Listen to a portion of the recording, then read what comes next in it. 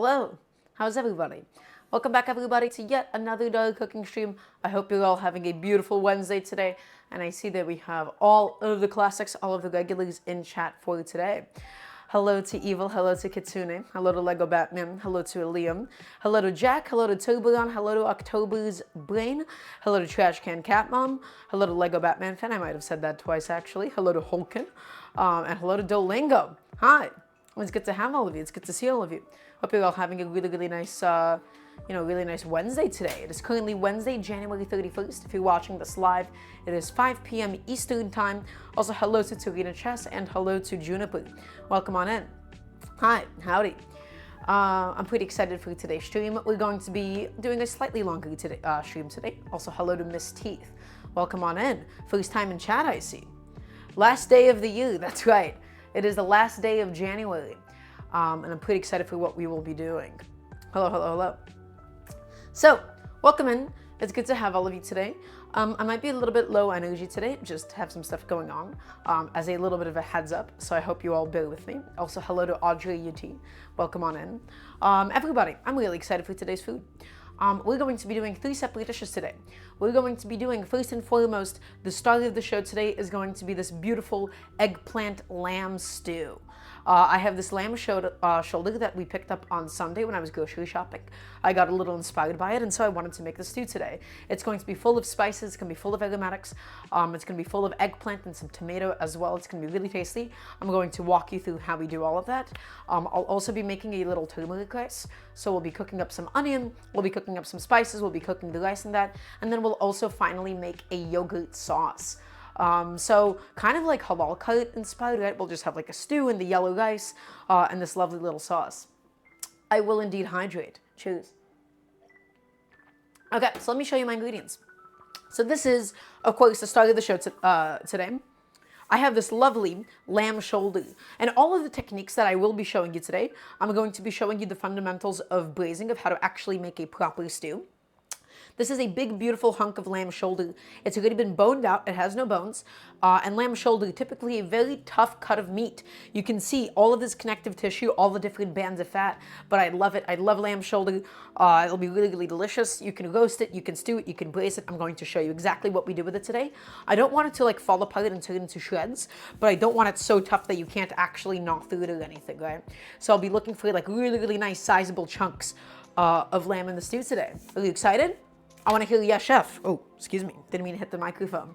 So yeah, I'm really excited to use this. I don't get to typically cook with lamb. It's also not the cheapest. This was like $9 a pound for the shoulder, which is kind of a lot for me at least. But we'll make something nice out of it. I think I deserve a little treat today. Okay, so that's the lamb itself. And now let's talk about some of the vegetables that will be going in it today. My friends, I have 4 of these eggplants. All right, I have a bunch of eggplants right here, 4 of these bad boys. Maybe like in total like 1.5 pounds to eggplant or so. Also, thank you, Jack. That is very sweet of you. And eggplants, we're actually not going to be stewing them for the duration of the braise. We'll actually be frying them and adding them separately after the whole thing braises. But it'll be super delicious. We'll fry a bunch of these in olive oil. And it'll be super important that we actually fry them in a delicious fat like olive oil, because eggplant tends to soak up a lot of fat. We have some eggplants, and then we have some tomatoes. I have 2 plum tomatoes, and we're essentially just going to cook those down, and we're going to blend it up, and that's going to go into the braise, into the stew for today. Okay, add a little bit of tomato flavor, add a little bit of acidity, a little bit of sweetness.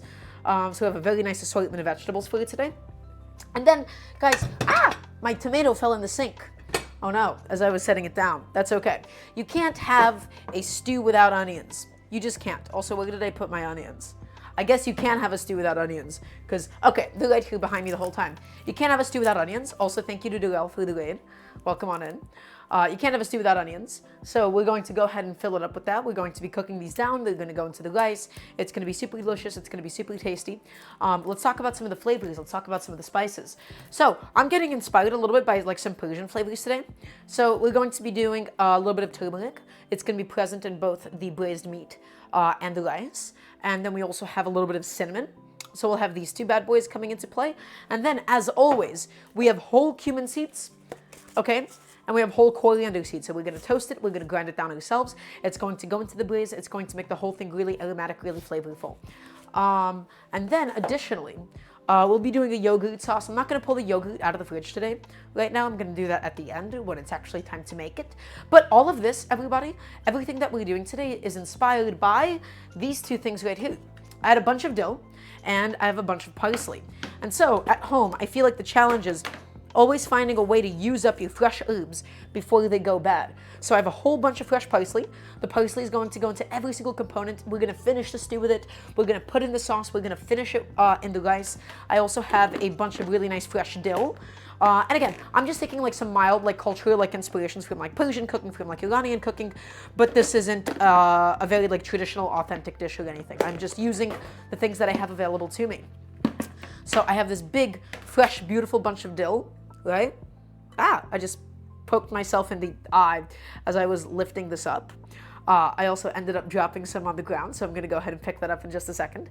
But the dill is really, really nice and fresh. And again, at home, the challenge is always we got to use it up before it goes bad. So I'm going to go ahead and pop a lid on it. I'm going to pick up all of that dill that just fell onto the ground. It's okay. I'm a little clumsy today. It happens to the best of us. Okay. So let me go ahead and get the lid back on everything. Is everybody ready? Are you ready for a good show today? I'm excited. It's going to be really, really tasty. It's going to be soft. It's going to be melty. It's going to be full of spices. It's going to be flavorful. We're going to have this warm, fresh, fluffy rice. We're going to have this creamy yogurt sauce. So we're in for a bit of a treat today, I think. Okay, I'm glad that you're all so enthusiastic. And also, everybody, before we begin, as always, if you haven't already done so, please type in !Patreon in the chat. Please, please, please. We're trying to get the cost of the groceries for these streams subsidized so I can continue to keep these free for all of you to watch. If you have that excess income, if you have a little bit of extra money in your pocket, it would be very sweet of you. It'd be really appreciated because I want to make this my full-time job. I want to be able to do this full-time. And so, with that being said, I believe that we can begin. The first thing that we're going to do is we're going to actually start by toasting off our spices for today. And then we got to chop up the meat. We got to chop up the veggies a little bit. Let's do, yeah, you know what? Let's do the spices first today. So let's go ahead and assemble everything we need for that. Gonna go ahead and go on over here. And as always, everybody, we have this little cute pan ready to go. And the goal is we're going to toast up some cumin seeds and coriander seeds to get a bit of earthiness out of it. Now, this isn't actually the most, you know what? I'm going to break tradition. I'm actually not going to do this in a cute little pan. When I say like, oh, it's nice to toast the spices and then grind it up, it's actually not going to be entirely necessary because we'll still be frying these spices in some fat. I've realized I might have been doing like a redundant step all this time. I feel like I just want to grind it up and then it's still going to fry in the fat. We don't necessarily need to toast it because it will fry. If this was going into something wet later on, then the toasting would be a little bit more essential of a step. I want to try to compare the two and see if I can really taste the difference. But I do have a feeling that just by grinding it and then frying the spices, frying it will still be an essential step. I have a feeling that that will just be okay at the end. Okay, so you guys gonna bear with me? No, it will. Yes, it depends on what you're doing, Tugana. So if you just, toasting them and adding them into something else, you're getting a little bit more earthiness. You're actually getting some more of the toasted flavors out of it. But I feel like we'll still achieve those things by frying them in the fat nonetheless. And so I feel like toasting it, grinding it, and then frying it in the fat, it's all a little bit redundant. So let's go ahead. We're going to get a bunch of cumin seeds in here. I don't really know how much I'm doing. I'm just doing a couple of big pinches. No prime sub food either. Oh no. I'm not compromising on my morals. I just want to see, is that even a step that is worth doing? Will we be able to notice any kind of difference at all? So let's also get a nice little handful. Also, thank you so much for the prime sub, Audrey. Very sweet of you. Let's get a little handful of these bad boys inside. Okay, some coriander seeds, some cumin seeds. The coriander seeds for a little bit of freshness, a little bit of that like herbaceous quality, some cumin seeds for the earthiness. I love cumin seeds. It's one of my favorite spices of all time. Also, Dolingo, thank you so much for the sub. It's very, very sweet of you. Thank you, thank you. Okay, and now, guess what? We've got a thing full of seeds. Let's go ahead and grind it up. First thing, we're going to go ahead and smash it down. And keepers, I'll never do that. We're going to smash it, we're going to flatten everything, and then we're going to grind it up into a lovely little powder. And we're going to mix it with the cinnamon and the turmeric. You miss it, Dolingo? That's okay. I was like, we can't do that anymore. We have to make ourselves professional. Okay, so we always flatten it before we grind it down into a powder so that it doesn't fly out. And then we're just able to go ahead and take this and spin it all the way around. Spin it around, use the full extent of your mortar and pestle. And again, we always use whole spices at home whenever we can. They have so much more flavor, they're so much more stable than already pre-ground spices. Okay? So take it and grind it up using the full extent of our mortar and pestle, my friends. Keep it going until we have a nice fine powder. We're just still crushing up any of the remaining husks, any of the remaining fibers. Okay? Keep it going. Be nice and patient. Get it done. Okay? We're going to have a lot of flavors today. It's going to be really, really tasty, really, really aromatic. So I'm excited. I haven't had a chance to make like a stew or a braise in a while. It is a good word, isn't it, Kitsune? Husk. So yeah, grind it up. We're getting it done. Ugh. Oof. My shoulder, my elbow. Ouch. Okay, almost there. And again, it's fine if you have like a few husks, if you have a few fibers. It'll be okay at the end of the day. And that should be okay. That's all right. That's fine by me. Okay, and now let's go ahead and spoon in some turmeric and cinnamon. The only thing is, the turmeric, especially ground turmeric, it's not too strong. You can't really add too much of it. The cinnamon, we don't want it to become too overpowering. Okay, so let's go ahead and figure out how much we want to use. Again, I'm not using like really, really strong measurements. I'm just going to be looking for the color. I'm going to be looking for the smell out of it. The only thing is, again, I'm going to be a little bit more sparing with the cinnamon. But we're adding a fairly generous spoon of the turmeric that's going in. And then let's do some cinnamon. Let's get that bad boy inside. Ugh, it's got this stupid plastic lid on it. All right, that's it. That's enough of the plastic lid. I'm taking the whole thing off. Okay. I'm going to have to use the back of it because my teaspoon won't fit inside. Okay, that's way too much cinnamon. I need whatever amount this is. Okay. Again, I'm not measuring. I'm just going roughly by feel here. The only thing is, again, I don't want the cinnamon to become too overpowering because then it just gets kind of like off. It gets a little bit funky. Okay, I want my cumin to be the predominant flavor. I want my turmeric to color everything. I want the cinnamon to give it like that earthiness. And I want the coriander in there for the freshness. Okay. So mix it all up. Let's give it a little smell. I'm not going to accidentally snort it this time like I did the last time I got something a little too close. Okay, and that looks good. And that is going to be the base flavor for today's braise. So I'm just going to go ahead, I'm going to quickly cap off these spices and put them behind me. And then I have my cute little stainless steel condiment bowl. Okay, my cute little stainless steel condiment bowl. And we're going to go ahead and dump it all in. No, Tsurita, that's for the offshoot. Okay, dump it all in. Guys, I love having these condiment bowls, especially for things like organizing spices. They're super easy. You just take them in, you dump them in. I really, really recommend that everybody invest in a couple of these things. For different sized prep bowls, it's really useful for something like this. Okay, so go ahead, get it all in there. Seems to be okay. And we can go ahead and just set this behind us. Also, Dosky, thank you so much for the 5 gifted subs. Thank you, thank you. Hope you're having a beautiful day today.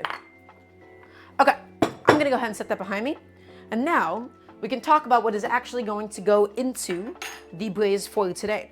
I have this old leftover onion that I wanted to use up, and then we have this whole fresh onion. Let's say you remember we set aside like a quarter onion like on Sunday or so, and this is a very nice way to go ahead and use it up. This is going to be braised down, it's going to be cooked down. It doesn't have to be like a super fine dice or anything. We don't have to go too crazy with this today. So let's just get it started. We're going to do like a small to medium dice, okay? Small to medium dice. I have my gyuto knife here, okay? And we have the root attached, and we're going to go ahead and do this to the whole onion afterwards. We're going to make a couple of incisions all the way down. And give it a little quarter turn. Make some more incisions. And again, small to medium dice, okay? Nothing too crazy here. We're not going to worry about it too much. Again, the smaller you make it, the more it's going to melt in. The bigger you make it, the more of the pieces you're going to feel itself. I want it to melt in, and over the 40 minutes of it braising down, it's definitely going to.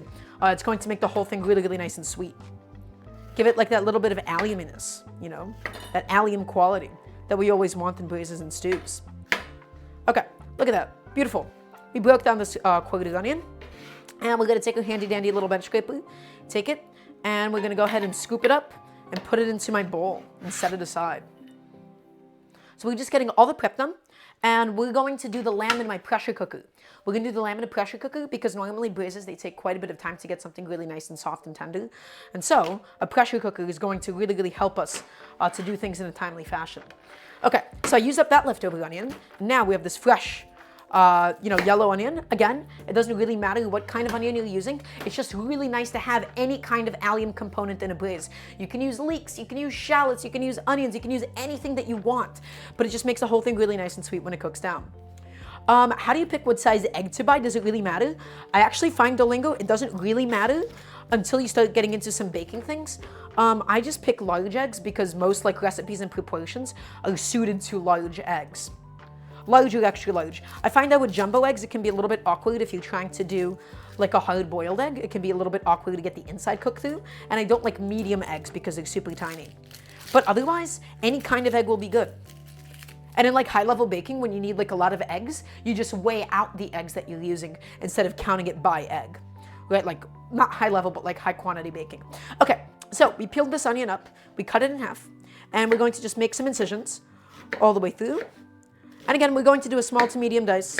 Once again, we're just fanning it out, just like so. And we're pulling our knife through until we got all this onion chopped up. But yeah, it's one of those things, it doesn't really matter too much. I just like doing large or extra large eggs. Also just depends whatever's cheaper at the store. Okay, let's go ahead and grab our bench scraper yet again. Take it and clean up our cutting board because we never want to overcrowd our working surface, otherwise things are going to start spilling off and it's going to get very, very unpleasant very quickly. Okay. And one last onion half for today. I'm using one whole onion. You can use as much or as little as you would like.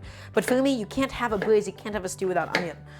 It is an essential component. Okay. It melts in and makes the whole broth super, super flavorful. Really, really delicious stuff. Okay, again, that's fine. That's fine. It's gonna cook down, it's gonna get soft. How am I doing today, Night Owls? I'm doing okay. Got some stuff going on, but hanging in there the best I can. I hope you're doing well, Night Owls. It's just been a couple of days for me for sure, so I'm trying my best to, I'm trying my best to stay afloat a little bit. Also, Fluffy Wolf, thank you so much for the 100 bits. Very sweet of you. So, everybody, we broke down this entire onion. That has now been finished. And now, next step. Here's the thing. We're not going to be doing the eggplant in the pressure cooker. We'll be doing the lamb in a pressure cooker alongside the onions and the tomatoes and stuff. I want to get all that stuff prepped. Okay, I want to get all of that different stuff prepped. And then we'll proceed with everything else. Okay, so let's go ahead and work on the tomatoes. The tomatoes, I'm not going to char them today. We don't really need to because you're not really going to feel it. We have a lot of other strong flavors going on. We have the spices. We have a lot of the lamb as well. We're not going to feel the smokiness of the tomato if we decide to char it down. Okay, so it'll actually just be us kind of wasting time. I like doing the charring step. I like doing the smoky step in events where, I'm not going to be braising this down for so long, but we have so many other components. We have so many other flavors. All we have to do for today, we're going to take the tomato and we're going to cut it in half through the root. And we're doing this so that we can take the core of it out. And we're just going to put this in the blender. We're going to take it and we're slicing the core out and we slice it off. Excellent. And you can use canned tomatoes. You can use any kind of variety of tomato that you have available to you. I'm just using plum tomatoes because they're nice and cheap. And plum tomatoes are really, really fleshy. They don't have that many seeds relative to the actual flesh of the tomato. So they're a little bit less wet. So, and we go in there and we finish slicing it up. Excellent. So here's what we're going to do. We're going to throw this into a little blender cup and we're going to essentially make this little tomato sauce once we chunk it up. I know we're not toasting the spices because again, I don't actually think that might have been too necessary of a step for something like this. We're going to go ahead and take my blender cup and let's just throw it in here and we're going to blend it down. So it's a very, very nice little puree. Okay, and this is going to get added to the braise. We're also going to have tomatoes paste. I'm also going to leave a little tomato for myself as a snack. For the winter time, these are not bad tomatoes.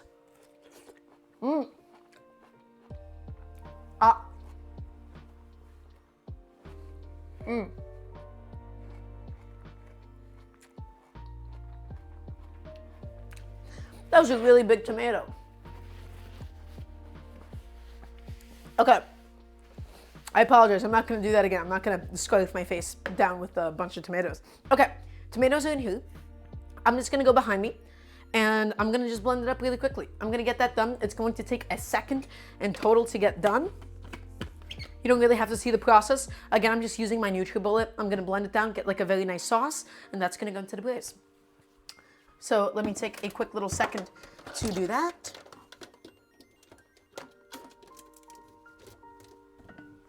Take that. Excellent. Just get it done. I'm not going to abandon you guys. I'll be back in a second. I promise. I promise. Okay.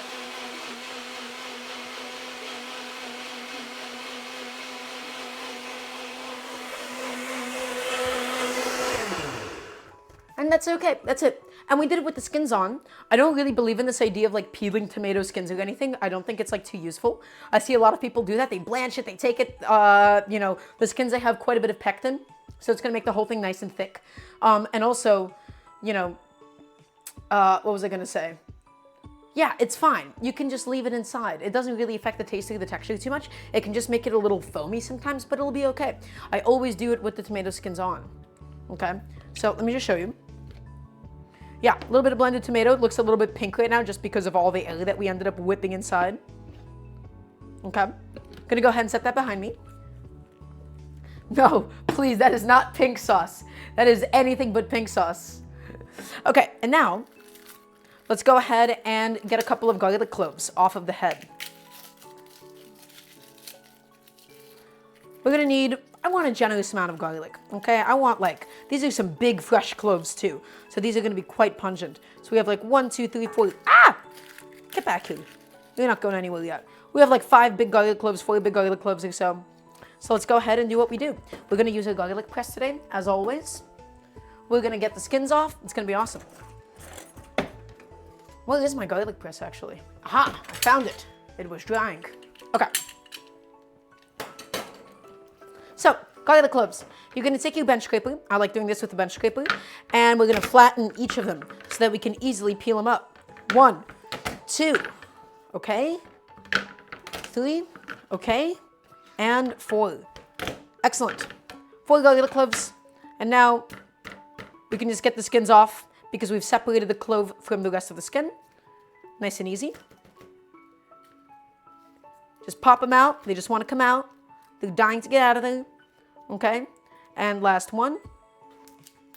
It's also easy if they're like a little bit wet. I find that it doesn't stick to you as much. Okay. Excellent. Look at that. Okay. And the only other thing we're going to do is we're going to just trim off like the really, really dried out butt ends of them. You don't have to do it, but I just find that sometimes you get a piece of it and it's kind of unpleasant. So just trim those off and there you go. You have 4 beautifully peeled garlic cloves. And also thank you so much to Moose for the prime sub. Thank you, thank you. Okay, so we're going to be doing this once again in another little condiment bowl. Everybody, you already know this. I hate chopping garlic on a cutting board. Okay, I hate how sticky it is. I hate how inefficient it is. So I just use a garlic press, especially when I have like 4 or 5 to go through. So just take them and we're gonna put them through one by one. Let's get it done. Yeah, there we go. It's going. It's happening. It's garlic time, baby. No gloves yet. Jack, my hands have been doing a lot better. My eczema on my hands has improved significantly. So I actually feel a little bit more comfortable not using my gloves as often in the kitchen, which is really, really good for me. Okay, get it all through. And we have one last one. Well, actually 2 halves. 1 and 2. And again, the finer you mince it, the finer you chop garlic, the finer you crush it, the more intense the flavor gets. Okay? And this final little bit, we're just going to take it and scrape it off using a shitty little knife. Excellent. Okay, and this I'm going to go ahead and quickly rinse off. I'm going to use a brush to poke the holes just to make sure that there is nothing stuck in between. So I'm going to take a little second to do that. And that is the majority of the prep that we needed to get done for today. For the stew at least, for the stew portion of everything. So, I'm going to go ahead and wipe off my hands really quickly. Going to wipe off my station. I no longer need this knife as well.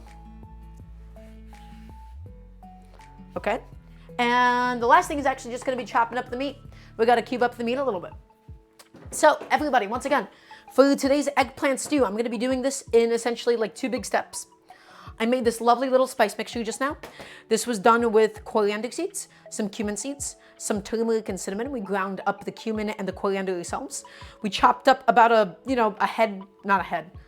one onion, 1 1/4 onions. Okay, you can use as many or as little as you like for like that sweetness, that albuminous. We blended up 2 whole tomatoes, and we're still gonna have tomato paste going into this today. And then we also have some minced up garlic, which I put somewhere behind me and already lost. Okay, yes, and then we have some garlic. And now we're actually gonna be working on the lamb. So, is everybody ready? First thing that we're going to do is we're gonna start preheating a big old Dutch oven. Because I'm doing this in 2 batches, I'm essentially gonna cook this in a pressure cooker and then do some of this in the Dutch oven. Because I need to make things kind of efficient in a stream setting, but I'll talk to you through everything. So, let's go to the stove. We have a big, beautiful Dutch oven. My friends, when it comes to Dutch ovens, there is one very important rule. We never heat it up when it's empty, and we never blast it with high heat either. We're going to be filling this up with a generous amount of olive oil on the bottom, because that's what the lamb itself is going to sear in. And then the rest of the vegetables, and we're gonna get a bunch of the lamb fat out simultaneously.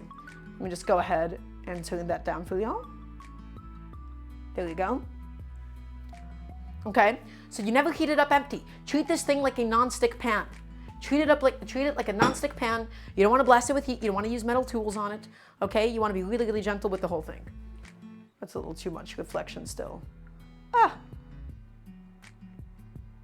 Okay. Also, welcome on in, Possum.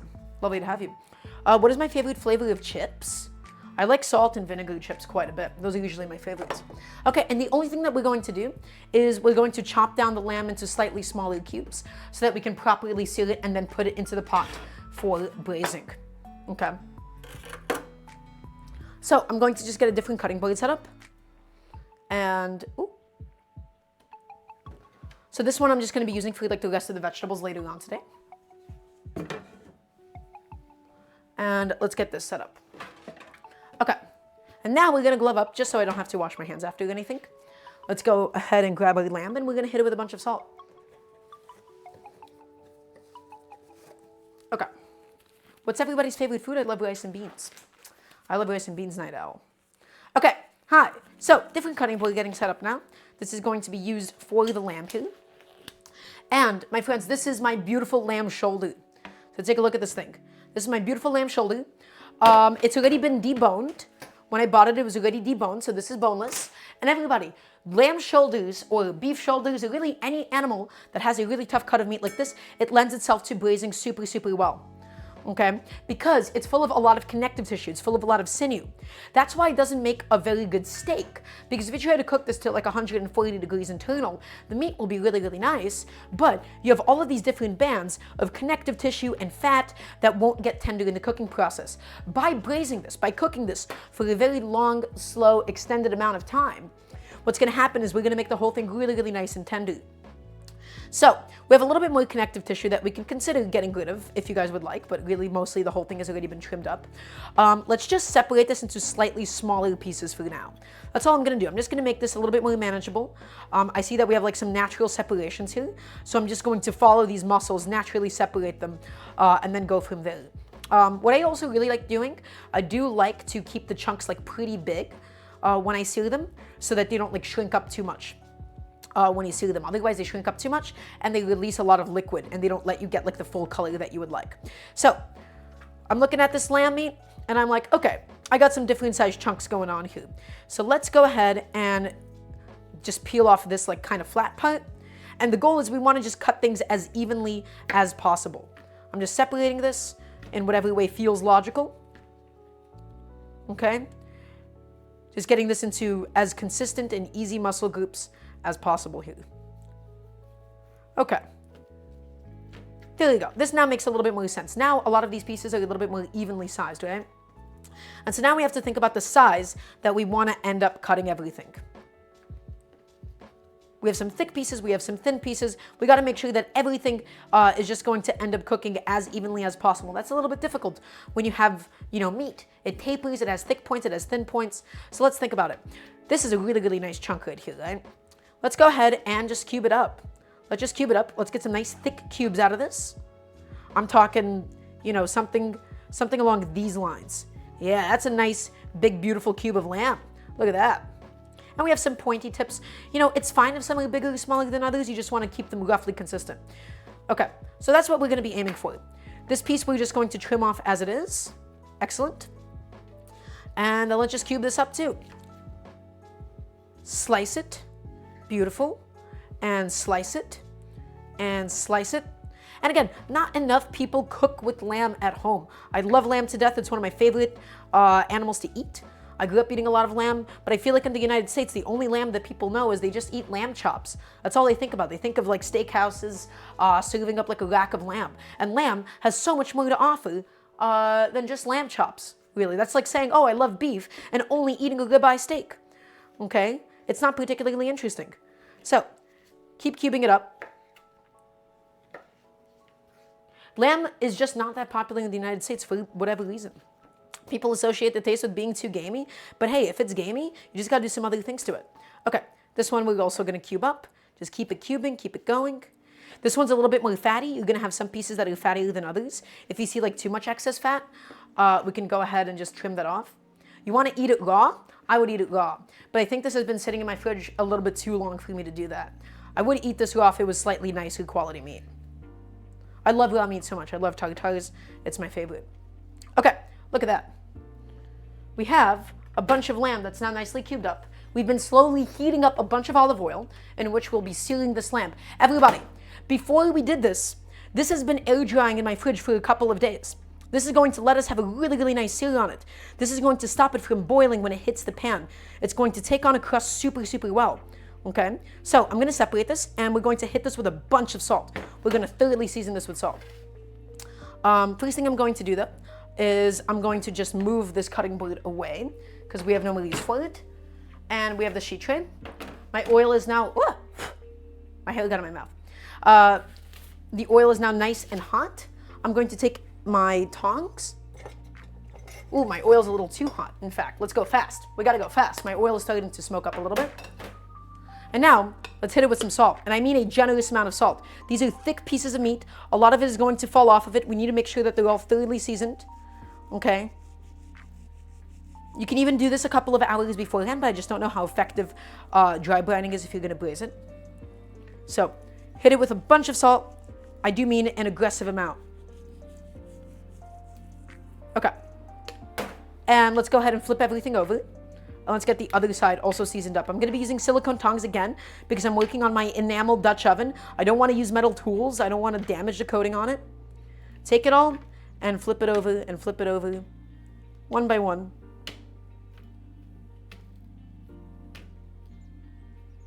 My oil is really, really hot. Okay. And there we go. Let's go ahead and hit this with another big, generous dose of salt. Beautiful.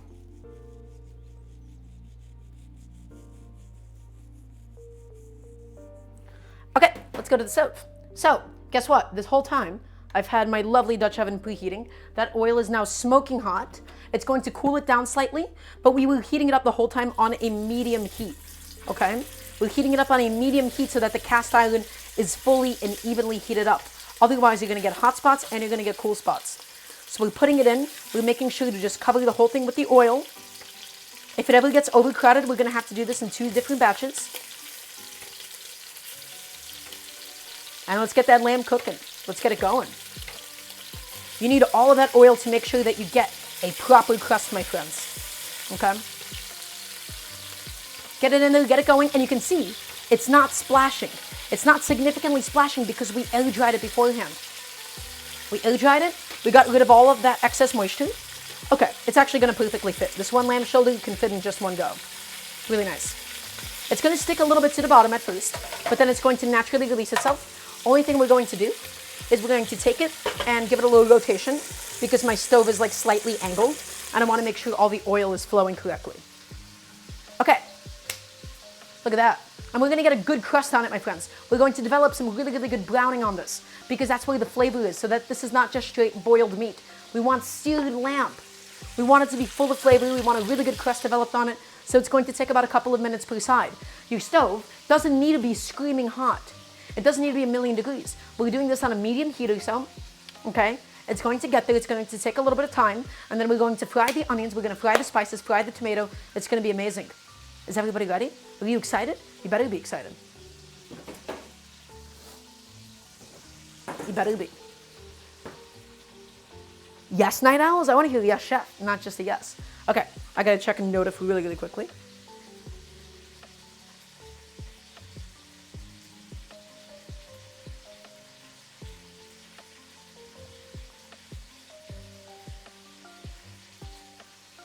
Okay, hi.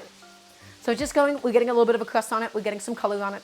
And so the order of operations, again, it is as follows. We take the lamb, we're going to sear the lamb. Then we're going to fry up the onions. We're going to use the liquid from the onions and a little bit of liquid after to basically deglaze all of the fond, all like the brown dissolved protein bits that got stuck to the bottom. Okay, all that is going to go back into the stew. We're going to put it into the pressure cooker with the tomatoes, with the onions, with everything. Okay, and then it's going to go on high pressure for 40 minutes. The reason I'm doing it in a pressure cooker is so that I'm able to time everything else as well, because we have a lot of other stuff going on. In fact, I might even do like 38 minutes, 36 minutes. I don't want my lamb to fall apart. Okay? You don't have to do this in a pressure cooker. You can just do this in a Dutch oven. When we put in the liquids and everything, it'll take maybe about like 2 hours in a Dutch oven, but I don't want this meat to turn into shreds. I want it to be nice and tender, but I don't want it to be like too toothsome either. So we're going for like that really nice like Goldilocks ideal. While that's going, we'll be frying up the eggplant that we need for the dish today, and a bunch of olive oil. We'll be working on the rice, the yogurt sauce. Is everybody following? Does everybody understand? And while that's going, I'm just going to quickly clean off my knife and throw my cutting board into the dishwasher. We can even take a little peek on the lamb, see how the crust is going. It's going to release a bunch of fat. Ooh, beautiful. It looks really, really nice. Not sticking at all, right? We have a generous amount of fat in there. Oh, it's getting there. It's getting exactly where we want it. It just takes a little bit of time. It takes a little bit of patience. Just move things around as needed. Might be a little bit crowded, but that's okay. It happens. The meat's going to shrink up naturally. It's going to give us a little bit more space as it goes on. Okay, so my knife, I'm going to wash that bad boy up. My cutting board that I used for the meat, into the dishwasher it goes. And again, the goal at the moment is not to get the lamb cooked through. We're just looking to get a good crust developed so that we have some really, really nice flavor going into this today. Okay? Good. Glad we're on the same page.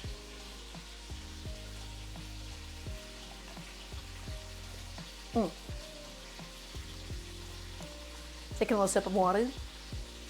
Making sure I'm staying hydrated today. And then we'll do a recap session as soon as we fill up the Instant Pot with everything that we need for it today. I'm going to take my spices. I'm going to put them away. We have no use for them right now. They've already done their job. Everybody please say thank you to the spices.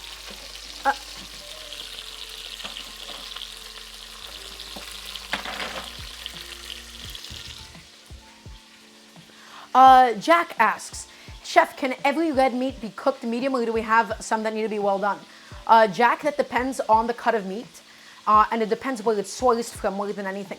So a really good example is, Jack, you can't have bear meat that's not fully cooked through. The reason is bear meat is oftentimes infested with parasites. I believe like a significant chunk of the bear population has like trichinosis or something. And so that is not a meat that you can really eat medium rare. And then otherwise it depends on the sourcing of the meat itself. Yeah. But as long as something is like flash frozen, or just like medical grade freezing, you shouldn't worry about parasites. The actual bacteria on it depends on the animal, and it depends on where it's sourced from. There will always be some amount of inherent risk to eating medium rare meat. That will always exist, Jack. There is no way that you can completely avoid that risk. I don't know if that answers your question too well, but that's the best that I got at the moment. Okay, so the meat is frying, and all that beautiful fat, it's developing a really nice crust on the bottom. Let's go ahead and start giving it all a nice flip. Let's give it a flip, and let's sear off that second side. Again, it's not fully there. We can definitely push it some more. We'll see how much we can push that second side. The goal, again, it's not to get it fully cooked through at this stage. This is purely for us to develop a crust, for us to develop that flavor. We're going to cook the whole thing down. It's going to be really, really delicious.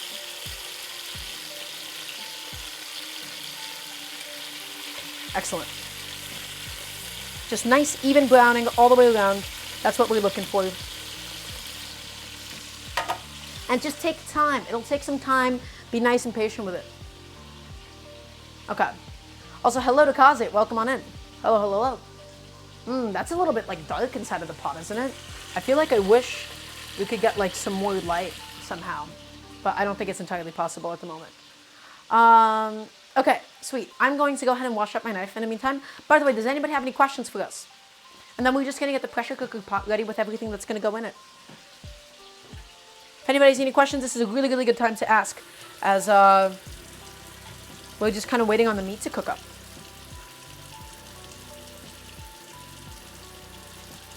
And I'm just washing up my knife with a little bit of soap because we're going to be using it for all of my vegetables.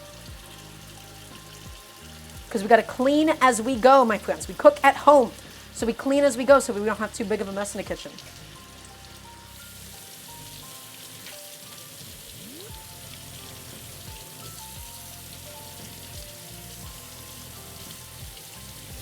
Okay. And cleaning up my knife really quickly. Sorry, this is taking more time than I thought it would. Okay. And once again, once the meat is stewed, once the onions are fried and everything, we'll do a bit of a recap session.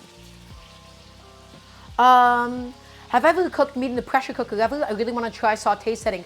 So, Dalingo, I have.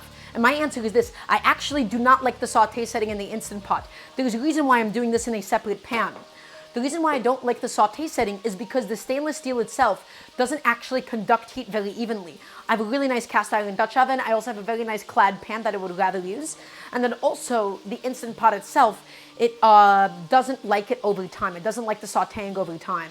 It's most stable on the pressure cooking setting, so I let it just do the pressure cooking for me. I have a million other more comfortable and better quality vessels that I like sauteing in. Also, Duolingo, Serena has asked me, is it ever worth to buy the turmeric root? Yes, it absolutely is. I just don't cook with turmeric enough to justify that, so I just keep dried ground turmeric at home. Trash Can Cat Mom has asked, how do you gain confidence in cooking? Become an expert. Become an expert. Study. That is the best way to become confident in something. You gotta study, you gotta understand something. If you don't feel confident about something, you have to think to yourself, what is it that I don't understand? And then start Googling and start experimenting. The reason I was able to get so confident in the kitchen is because I built up a feel. I started cooking meat a lot of different ways. I started testing what would happen if I do this and I do that. That is how you build confidence in the kitchen, with knowledge. Okay? And yeah, Kitsune, I was thinking about it.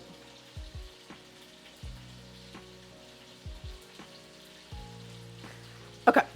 And then also Jack asked me, duck overly underrated? Oh, I love duck. I love duck to death. It's one of my favorite meats. Okay. This is still going. This is still frying away really, really nicely.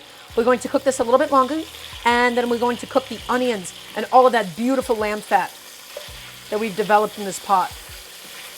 The lamb, it's releasing all of its own fat. It's blending in with the olive oil. It's looking really good. Okay, so let's also go ahead and get the pressure cooker pot ready. Okay. Actually, we'll just keep highlighting the meat there. So, where is my pressure cooker pot? It's in my pressure cooker. Who'd have thought? I know, a bit of a shocker, a bit of a surprise. I'm gonna go ahead and get that out now for us to use today.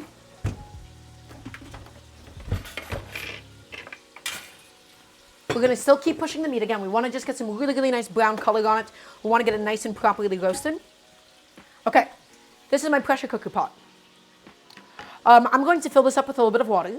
We can just do a couple of quarts for now. I'm not measuring this too much. I just want to make sure it's not too diluted. I want to make sure it's not too diluted because otherwise we're going to have to really cook it down for a long time afterwards. Okay? So into my pressure cooker pot goes. I have all of these tomatoes that we have blended up. Tomatoes go inside.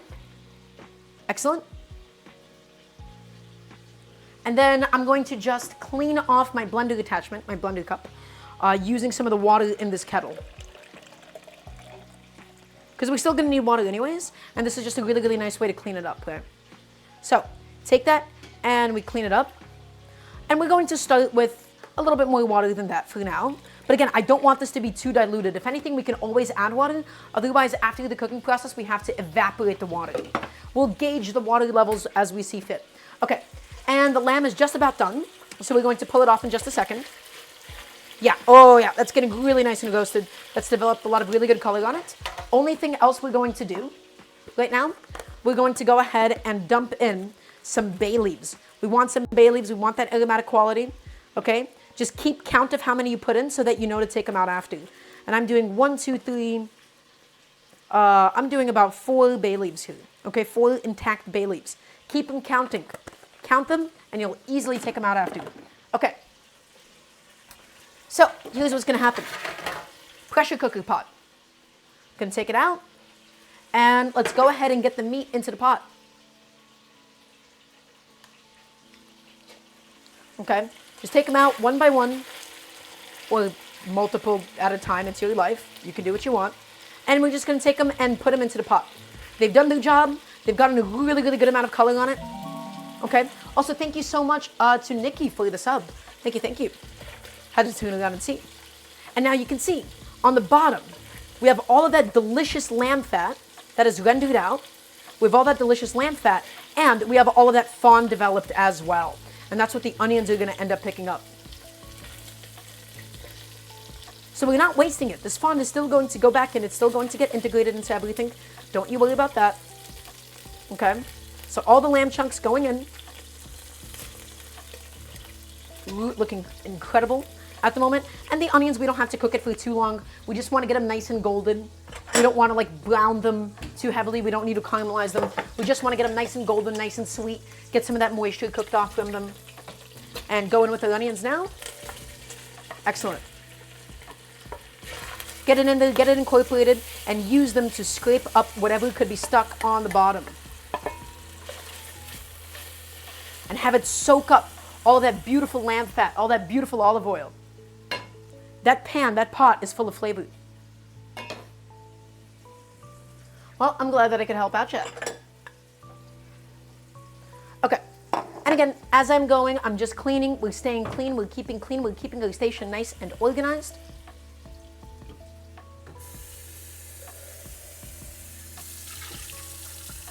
And so again, the goal of frying the onions here, we're going to use some of the natural liquid in the onions to be able to soak up some of the fond, right, to be able to deglaze it.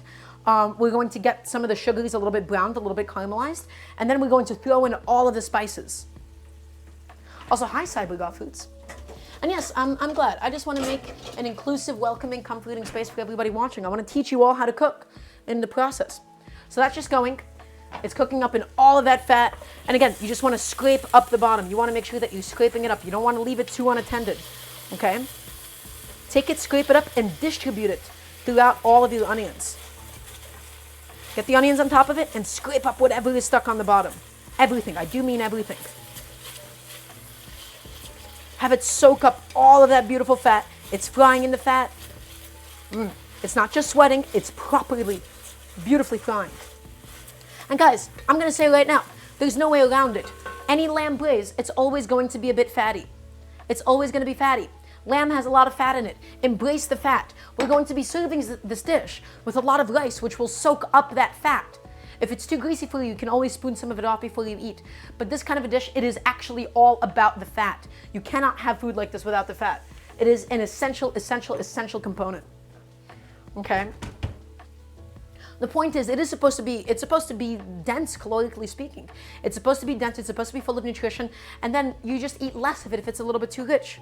Because not all food is about eating mass volumes of, low-calorie meals. This is a dish that is full of fat, and we're embracing it and giving it love. Okay. Take the bottom, and again, we're just scraping it up, and we're distributing it through all of the onions, getting it all in there, getting it all incorporated really nicely. Excellent. It's looking good. It smells incredible. It smells like you're getting the smells of the fried lamb, the fried onions, all of that fat. I mean, it really is just special. It's so simple.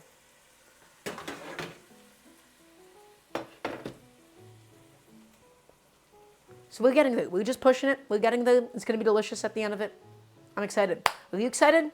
You better be.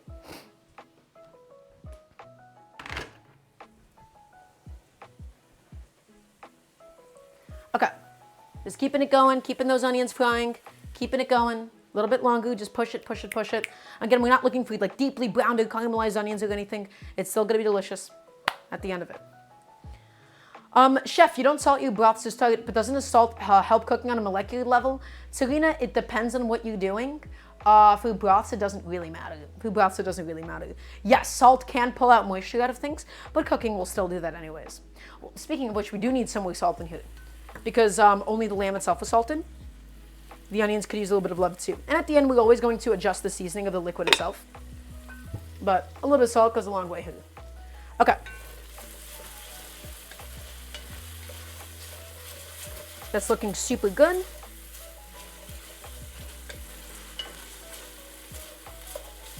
All those really, really nice fried onions. We're going to push it a little bit longer. And then we're going to add in the garlic and the spices. And again, it is imperative that we fry those spices, right? That we're not just, putting the spices directly into water, but we're actually infusing the fat with those flavors that we're slightly toasting it in the oil. That's how you get like the warmth to be fully spread out through the entire dish. Okay. Okay, so everything for it is already ready. The spice mixture, the garlic, it's all ready to go. The only thing I do need to get out is a bit of tomato paste. So let's squeeze some out. We'll just get that ready for us.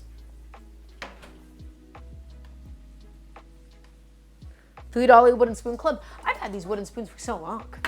Yeah, they've been kicking. Again, I'm just going to use this as a nice way to measure out how much tomato paste I'm doing. You don't have to use tomato paste and tomatoes if you want. You can just use either or. I just like the sweetness and the earthiness and the oomph that tomato paste provides as well. So, trying to get it out of this tube though is a bit of a challenge. Jack, it depends on where the dish is coming from. All that brown sugar is it's white sugar plus molasses. That's all that brown sugar is. So you could just keep molasses around if you would like a bottle of it as needed, and then just only keep white sugar as well, because it would not make a lot of sense to have. I just got a bunch of it on my keyboard. Oh no. Oh, that sucks. Okay. Again, I'm not measuring how much tomato paste that is. I don't want this to become like too tomato dominated. I just have to clean up the tomato paste. I just squirted it on my table and keyboard. Save me. Oh, that is so unpleasant. That is going to be so annoying to clean after because tomato paste just dries up and gets sticky. Okay, that's fine. Again, I'm not going too crazy with this. And I'm giving the onions another stir. Ooh, the bottom is getting a little bit too dark. Yeah, that bottom is getting a little bit too dark. We don't want the fond to burn at the end of the day, right? We just want the whole thing to be nicely and thoroughly browned. I definitely pushed it too far, but that's okay. Let's lower the heat and let's do the garlic. Yeah, guys, don't you do it. Let's be normal. So let's go to the stove. So let's do the garlic first. Again, we're adding the garlic at the end here so that it doesn't burn. Right, that's one of the last additions of anything that we do here. Garlic going in now. And we're going to cook that for about 20 to 30 seconds. And afterwards, we'll deglaze the whole thing with some water. Just to be able to scrape up anything that could have gone stuck to the bottom. Okay? So garlic, it's all getting fried up in all of that lamb fat and all that olive oil. Looking super good. Smells incredible. I'm filling up this container with water so that it's ready to go when we need it. And I'm going in with the spices. So that the spices also get a chance to fry in the fat. So again, it's not just boiled spices. You want to keep this constantly moving, constantly turning. We're frying the turmeric, the cumin, the coriander seeds. You want to make sure the spices aren't sticking, that they're not burning. You want to keep this going because this can burn in a second. Okay? Keep it going, keep it moving. This is where you have to move fast and you have to give things a lot of attention. Don't walk away. Don't stop moving. Don't stop stirring all of this. Otherwise, it's all going to scorch. It smells incredible at the moment. It smells like the onions. It smells like the turmeric. Okay, we're going to add a little tiny bit of tomato paste that we have in my container. Again, it's not a lot because I have some of the fresh tomatoes as well. I didn't want this to become a tomato heavy dish.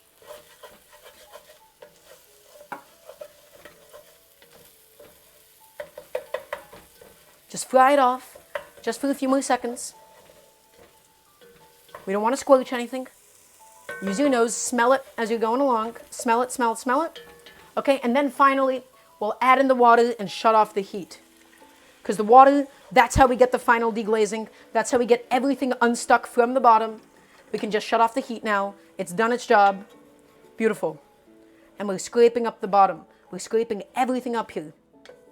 We're going to add that into the pot. Woof. That was a lot. Okay. Hi. So, guess what? The onions are fried, we've deglazed it, we've toasted up the spices. We're gonna do one more recap, and then we're going to throw this whole thing into the pressure cooker, okay? So just making sure, again, I'm scraping everything off the bottom, everything off the sides. And I'm gonna go ahead and set this over here.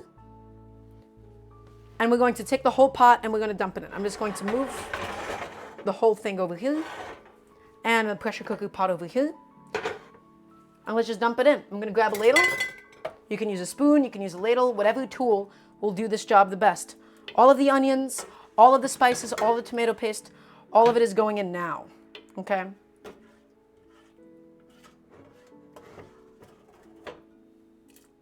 Excellent.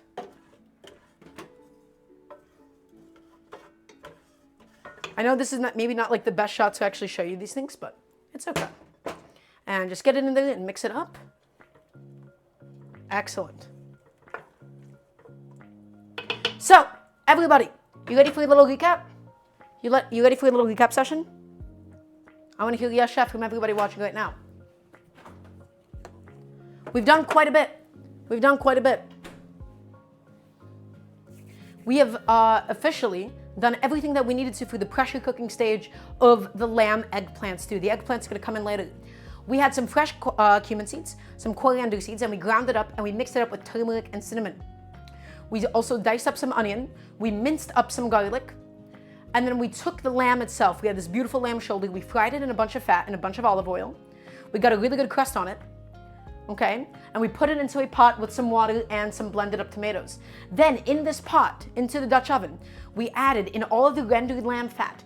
We fried the onions thoroughly, we got some really good flavor developed. We fried up the spices, we fried up the garlic, okay? We added in the tomato paste and we deglazed the whole thing, making sure we got all the meaty bits out. Okay? And so now this pot, it's full of the spices, it's full of the onions, it's full of the garlic, it's full of the tomato and the lamb as well. And so now one last step I'm going to do here, one last step, is I'm just going to make sure that I get rid of every single onion from this pot. It's a little bit hot on the edges. I should have got another towel to help me. I just want to get all those onions incorporated and mixed in. Into the pressure cooker. So I'm going to take a second to do that. I don't really have an amazing way to scoop it up, so I'm just kind of like using my wooden spoon and putting it in the ladle. But this pot is still going to be used after. We're going to finish the stew itself in this pot. This is where we're going to basically incorporate everything and have it finish up. Okay? So it's okay if like a few onions, if a few spices, if a little bit of fat gets left over. It's more than fine. Come on. I'm doing the best I can under the circumstances. Okay, that's good enough. It's fine if a few things are like left over because it's all going to end up going into the stew at the end of the day. So, everybody, we're gonna go to the pressure cooker. Just make sure that the sides of your, Instant Pot and stuff are nice and cleaned up. It's full of the tomato puree. It's full of the meat now. It's looking super, super good. It's really, really tasty. It's a little bit viscous in there too. It has all the spices. It has all the alliums, everything that we want. I'm gonna put this on high pressure for about 38 minutes. Okay, and the amount of time is actually just going to depend on the size of your lamb chunks.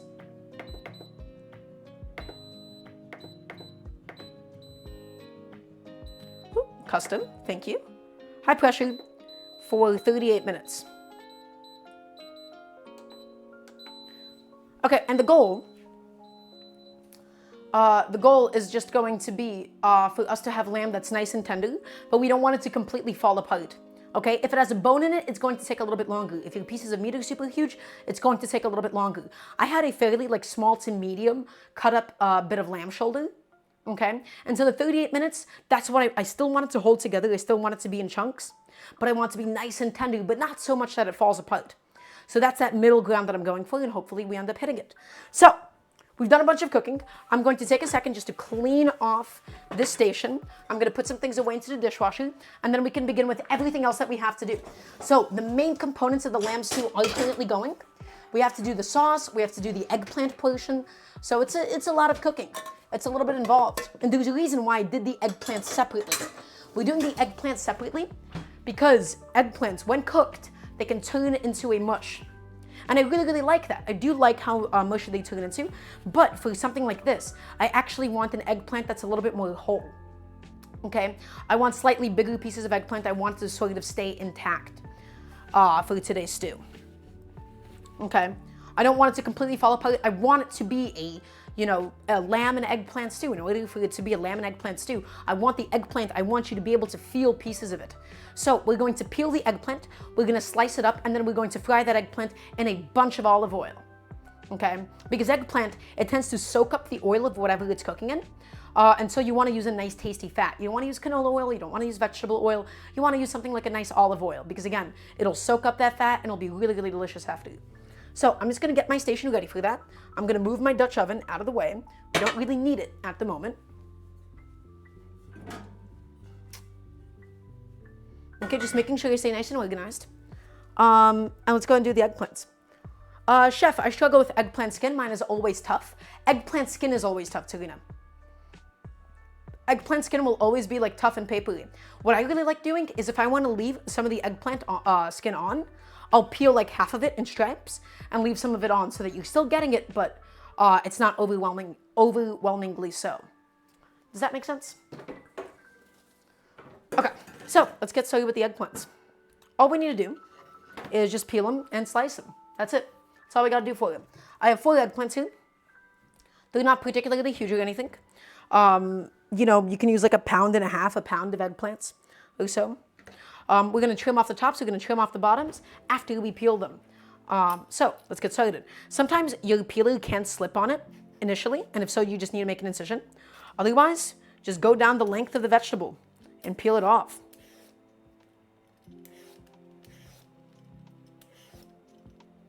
Okay. And we're just going to fry it. We're going to fry it in a bunch of olive oil, and it's going to get added in. We're going to put it on a sheet tray after with a wire rack to make sure it's not overly like saturated with oil or anything. Okay? We just wash them up, we rinse them up, we're not doing anything else with it, we're keeping it really, really simple. And where's my bench scraper? I lost my bench scraper. A tragedy, really? They're not purple on the inside. No, eggplants are not purple on the inside. Whack. I know. Imagine how cool it would be if eggplants were actually purple on the inside. That would be so sick. But alas, they're not. Can you believe them? Okay, I'm actually going to glove up for this step so you don't get like the eggplant juice all over me.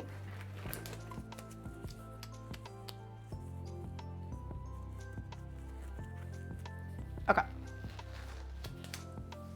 Hi. So let's go one by one. Let's also trim up the eggplant. I feel like it might have been easier to peel it if I already trimmed it up. We're just going to trim off the thinnest part of the bottom and the thinnest part of the top. Okay. Not really good for eating. You can also just peel off like this leafy top slightly so you don't like waste too much of it.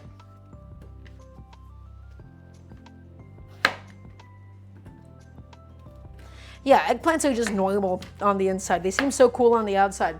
That's like a lot of people I know. Sometimes you like meet them and you're like, wow, they're so interesting. And then you get to know them and then you're like, wait, you don't actually have a lot to say. You're just kind of mysterious. There wasn't a lot to you. Okay, and we're going to take the peeler and we're going to go one by one, once again, through all of these eggplants. Ooh. And it gets a little bit stuck sometimes. It just happens. Just keep it going. It's okay if you have some eggplant peels. Again, I don't want it because it's a little bit too papery. Right? It's a little bit too papery. It's a bit of an unpleasant texture. It's not what I'm looking for in this today. Okay. And they're like little sponges. They will soak up the fat of anything that you put them in. Again, that's why I want to emphasize that we're doing this in a bunch of olive oil. Okay? And sometimes it gets stuck on it. You can't get rid of all the skin. It'll be okay. And 2 more to go. Peel them up. Get them out of here. Get it done. Yeah, eggplants can be challenging to cook with. They can also be like really, really bitter often. Guys, eggplants are not easy to cook with. They are not like a beginner's vegetable. Right? A lot of vegetables, they can be like, oh, if you want to cook them slightly, it's fine. Eggplants, you want to make sure that these are like really thoroughly cooked. Okay. And add them in. Okay. Last one that we got to peel up.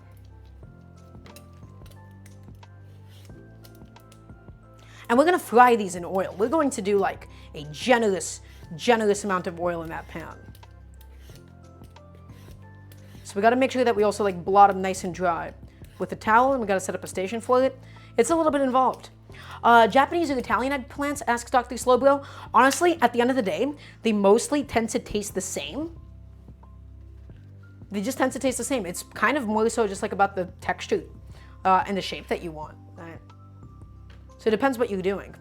I mean, actually, I do like the ratio of the skin to flesh in a Japanese eggplant, so that is what I prefer sometimes. Okay, before I actually start slicing this, I am gonna go to the stove and I'm going to start heating up a bunch of oil for this today. So I'm gonna move this aside. We don't really need this. I'm gonna start heating up a pan full of oil. So I have this nice big saute pan, this nice big stainless steel clad saute pan, and they need to fry in oil. They don't need to saute. They don't need to just touch the bottom.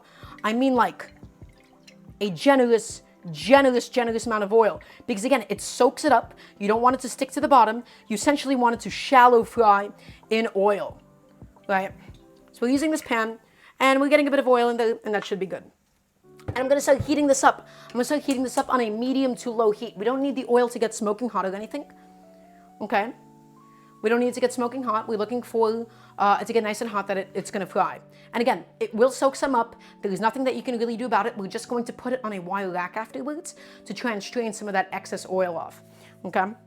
So, that's going. In fact, I got a wire rack right here already ready to go that we can use. I think that'll be excellent for today's purposes. Okay, the Dutch oven, I'm actually just going to store it in my oven in the meantime. Just so it, like again, I'm working in a New York City apartment kitchen. My space will always be somewhat limited. Ugh. Take that bad boy, and I'm gonna put it in the oven. And this wire rack is just ready to go for whenever we need it. Okay, does everybody follow me? So again, order of operations, really simple. We fry the eggplant, and then we'll put on the sheet tray. Really simple.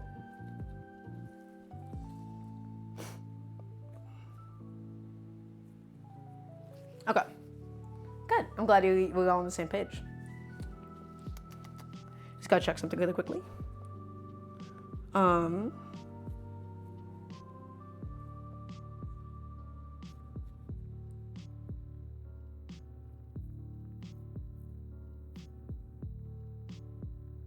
Okay, all right. So, let's go ahead and look at the size of these things. We're not looking for like super like thin slices or anything. I think I'm just gonna cut these into like thirds or so. And we're slicing them, right? We're not chopping them, we're not cleaving them or anything. Something like this. And afterwards, we're gonna have to pat these dry because again, they're effectively going to shallow fry. And we don't want the oil splashing all over the place. So that's what we're gonna do. We're gonna do something like this. That should be okay. Again, it's going to cook down. It's still going to cook down in the stew afterwards. I don't really need that piece. Okay.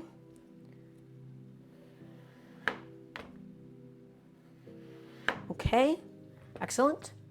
Not too thin, not too thick, not like paper thin or anything, right?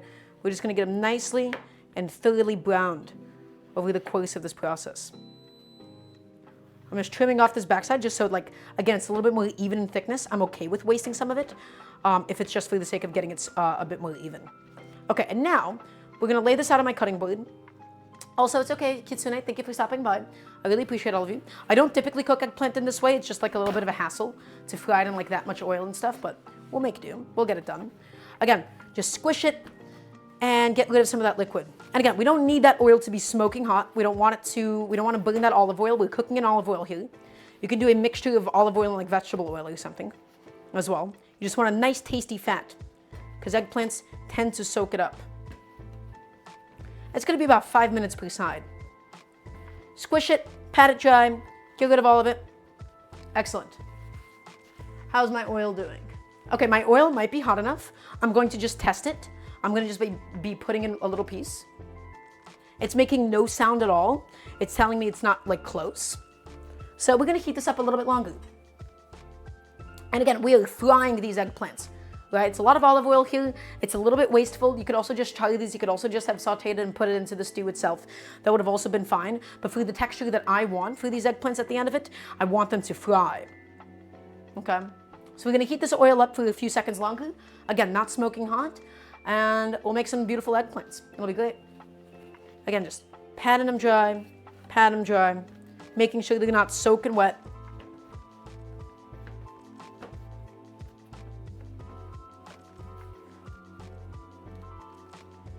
Slowly heating up the oil to make sure it's evenly heated. And then we'll do the rice and we'll do the yogurt sauce. I'm excited. I'm excited for today's meal. Are you excited? It's gonna be full of spices, it's gonna be full of aromatics, it's gonna be full of flavor. Today's dinner is gonna be a pretty incredible one, if I do say so myself. Oh, just so I can put that sheet tray away into my dishwasher. Excellent. Cleaning as I go. Okay, and let's do that. Let's give that another test. Again, if the oil is too cold, it's not gonna fry. It's not gonna get any color. That is good. Okay, a very, very nice gentle sizzle. So let's start getting them into the pan. You can do this with some tongs. Guys, there's a chance that this is going to pop all over the place. So you don't wanna get like too close to this or anything. But I think I'm just going to use my hands because I feel like I haven't recently burned my hands enough. So it's like time to do that. Woo. Just don't splash it in. Don't do what I just did there. Just slide it in. Right, slide it in, and don't overcrowd it or anything. Again, we're going to have to do this in 2 different batches. Okay, this isn't a lot of oil. If that eggplant was wet, if we didn't pat it dry, it would start popping. You want to make sure it doesn't get too much hotter than where it's at the moment. Okay?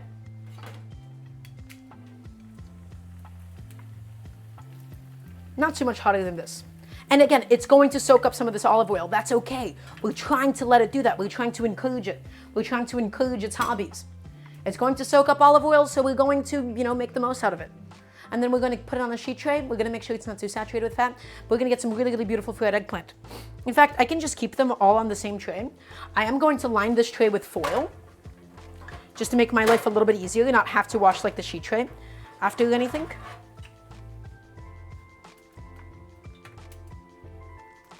So let's go ahead and do that. And again, it's gently frying. It's gently going. Let it do its thing. Look at that, beautiful. Nothing quite like some frying eggplant.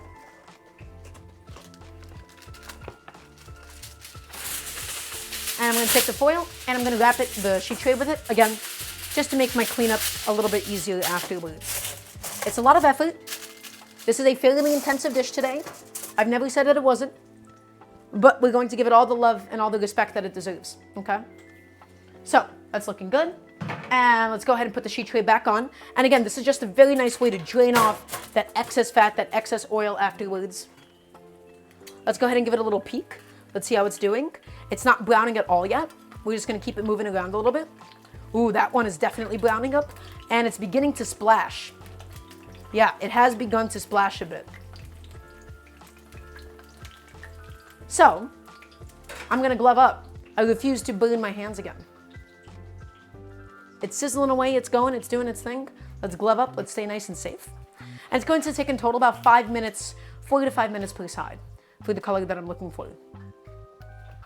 It is kaze, it is, because people keep using it, so I gotta use it. So I gotta make sure that people don't like flood me with water. That's frying eggplant. It's gonna pop. You know why? Because it has water in it. If something has water, it's going to come out, and it's going to come out in all that oil, and it's going to pop, and it's gonna splash a little bit. And that's okay. That's how cooking goes sometimes. We don't wanna scorch the eggplant. We wanna make sure that we're keeping that heat on a medium-low and being nice and patient with it the whole time, okay?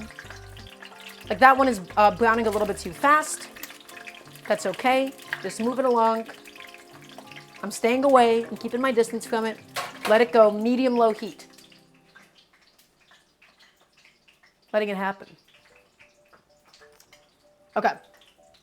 I'm gonna also be wiping off my station a little bit because there's a bunch of hot oil that's now starting to splash around here and there, so making sure that we're staying nice and clean. is a really good way to stop my cleanup later on from being a little bit too excessive. Okay. How's my eggplant here? That one can definitely use a flipping. That one looks good. How about these guys? That can definitely be flipped as well, although we'll probably flip it back on that original side a little bit longer after. Oh yeah, that's a really nicely fried piece of eggplant.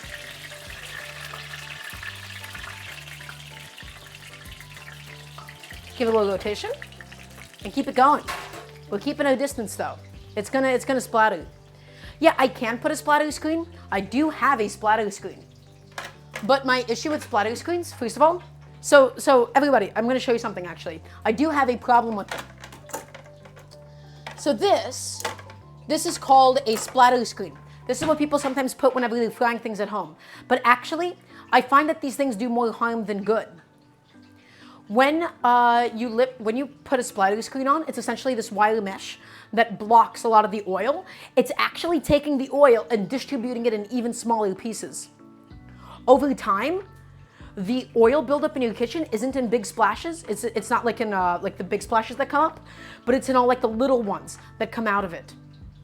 And it gets really, really stuck onto your surfaces. And the other thing is, this actually stops moisture from coming out as quickly, because as much of a splatter screen as it is, it also basically makes your evaporation 50% slower, if this covers 50% of the surface area, and the moisture gets stuck up here. So I actually find that splatter screens are a little bit counterintuitive. I've stopped using them once I found out that that's how they work. And so I don't really have a use for mine anymore. I don't really have anything I can do with them now. Okay, that eggplant is frying beautifully now. And again, the key to this is just cooking this on a low to medium heat. Low to medium heat, and you slowly cook away the water off the eggplants, okay? Too high of a heat, and it'll start scorching, and it'll start splashing all over the place. Low to medium heat, and the water will slowly evaporate it. Okay? Okay, yeah, just keep it going. We're frying some eggplant. We're keeping it fairly Italian at the moment, aren't we? And the other eggplants, I'm just going to put them on my wire rack here so that I can easily transfer them over when it's going to be their time too. Yeah, Serena, I think you've been nano-splattering the whole time, accidentally. I know. A little bit of a tragedy. Keep it going, my friends. Keep it going. We're going to get some properly fried eggplant. Okay, this is how we get it fully cooked through. This is how we develop all those delicious brown flavors on it. Look at that. Isn't that a nice looking pan? Doesn't that look really nice? I think that looks really pretty.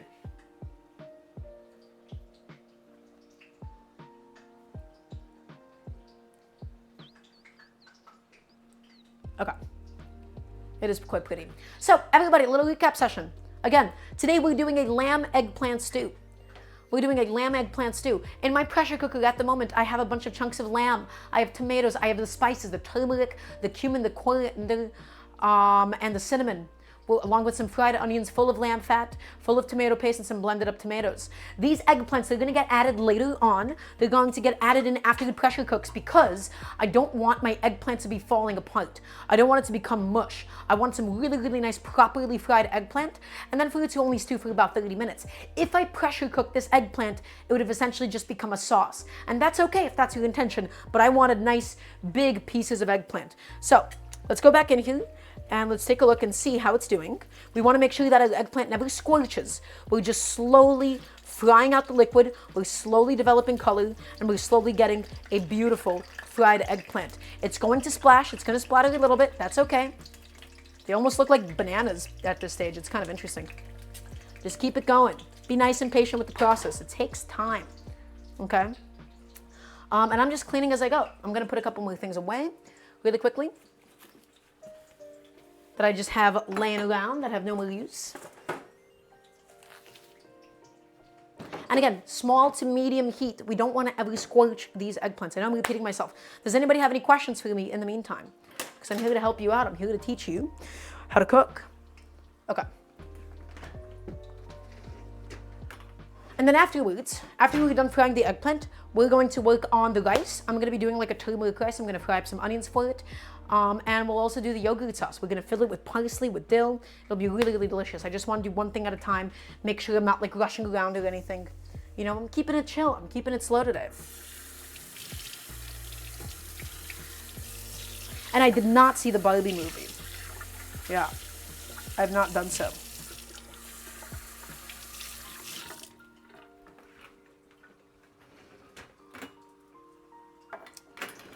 Actually, I think I started watching it on a plane, and then that was about where I stopped, and I was like, I don't think I'm that invested into this. Might not really be my cup of tea. Can the eggplant skins be saved for the future broth? Not to my knowledge. I don't think they're like that aromatic that they'll contribute anything. Okay, that one's a little bit too roasted. That's a little bit too cooked. But just flip it over again, because those sides are a little bit blonde still. And just taking a step back here. Ooh, that does look pretty good. Okay, almost done, guys. Almost done. This side is almost done. Ooh, that one can definitely use a little bit more browning. We're just keeping it chill. We're keeping it slow. Okay, so I have a bit of a hot and cool zone. Stop it. Relax, guys. Chill out. So I have a bit of a hot and cool zone. That's like my colder zone, and this is my hotter zone. That's naturally because like that side has more fat, and this side is coming into more contact with the pan. Do I ever not plan out what I cook, Duolingo? No. I always do my Twitter announcements the day before. We always do that stuff. We're always staying on top of it. You know, sometimes I do it kind of last minute, but typically I'm always like planning things out. I'm very good about that. I have like a whole routine about it and everything. Okay, so these eggplants, they're gonna be almost done. I can probably start taking some out now. Like these guys, you see how roasted this is? We can start taking that out. We don't want to squeeze it too much, because if you squeeze it, you're going to squeeze some of the eggplant water, and you're going to just get that all into this big pan of oil. So we're taking these eggplants out one by one. Beautiful. Looking really, really delicious, looking really tasty.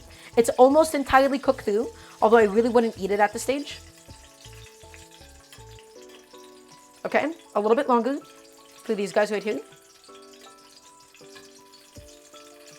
Yeah, so you see, like that side, that's where like they started scorching a little bit, because it gets stuck to the bottom. Oh, not stream cooking? No, Duolingo. No, because if I'm not cooking on stream, I'm just using like the leftovers from what I have on stream. Oh, guys, look at that oil. Look how nice that oil looks on camera. Are you guys seeing this? Doesn't that look amazing? I think that looks pretty spectacular. That looks so cool. Okay, and then we're just gonna take these little bits out as well. You wanna make sure that they're not in there, that they're not squelching up all that lovely oil you got. Okay, that looks good. Take it out, press out. Excellent. And we'll go in with the next batch. The next batch, I'm gonna pat them dry with the paper towels one more time, just to make sure they're not too wet. I still have a few more chunks.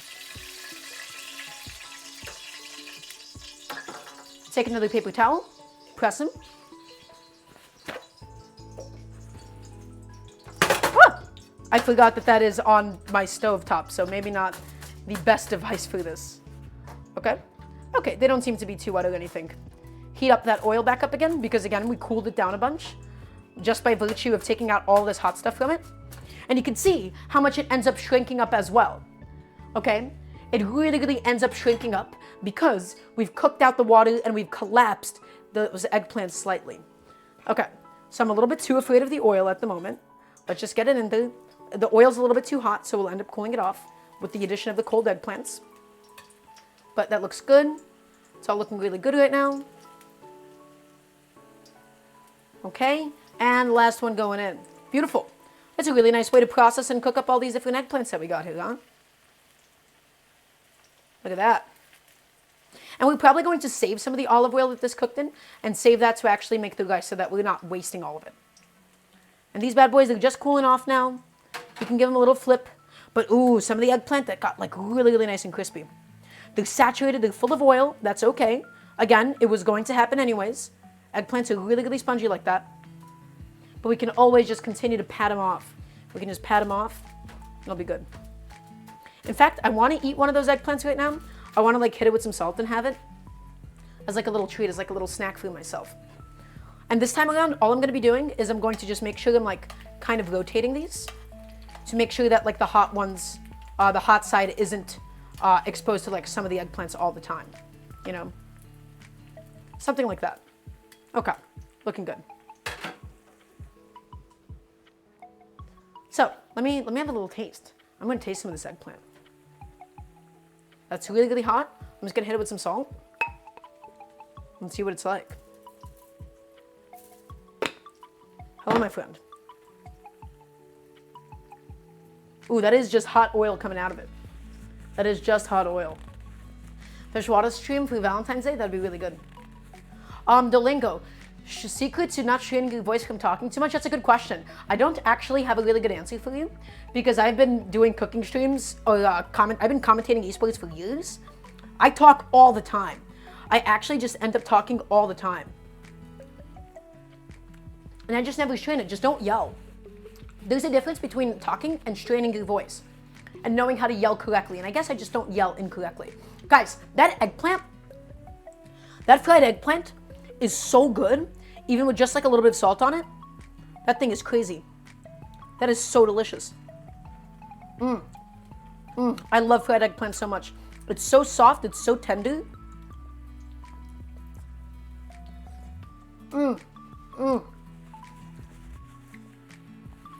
I love fried eggplant so much. That is so good. That is excellent. And also, by the way, the reason why I said this was really Italian, this is how like traditional like Italian eggplant parmesan is made. Where like they sort of like bake it up into like a lasagna afterwards, essentially. But it's not like breaded eggplant or anything. Like they fry like these thin sheets of eggplant in a bunch of oil. They fry up these thin sheets of eggplant, and then they like sort of strain it off, and it is really, really delicious when it's cooked that way. I actually stopped liking breaded and fried eggplant when I experienced how good like naked fried eggplant is. Naked fried eggplant has so much to offer. You really get like that caramelization, you really get that browning. That flavor that it has is so delicious. And again, the only consequence is that it does tend to soak up some fat, but that's okay. That is all right. We're frying up the eggplant, we're getting it done, we're making it happen.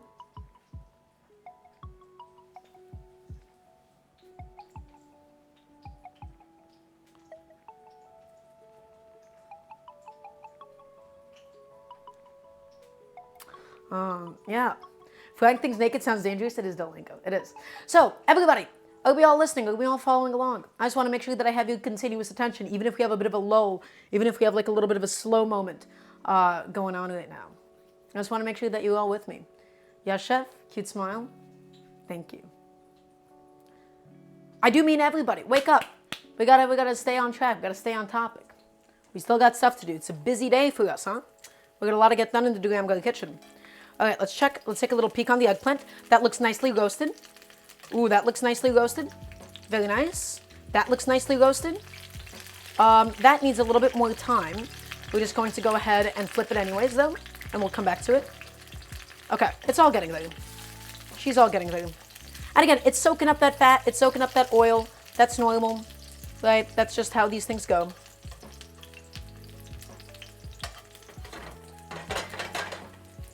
Excellent. We're frying this eggplant, my friends.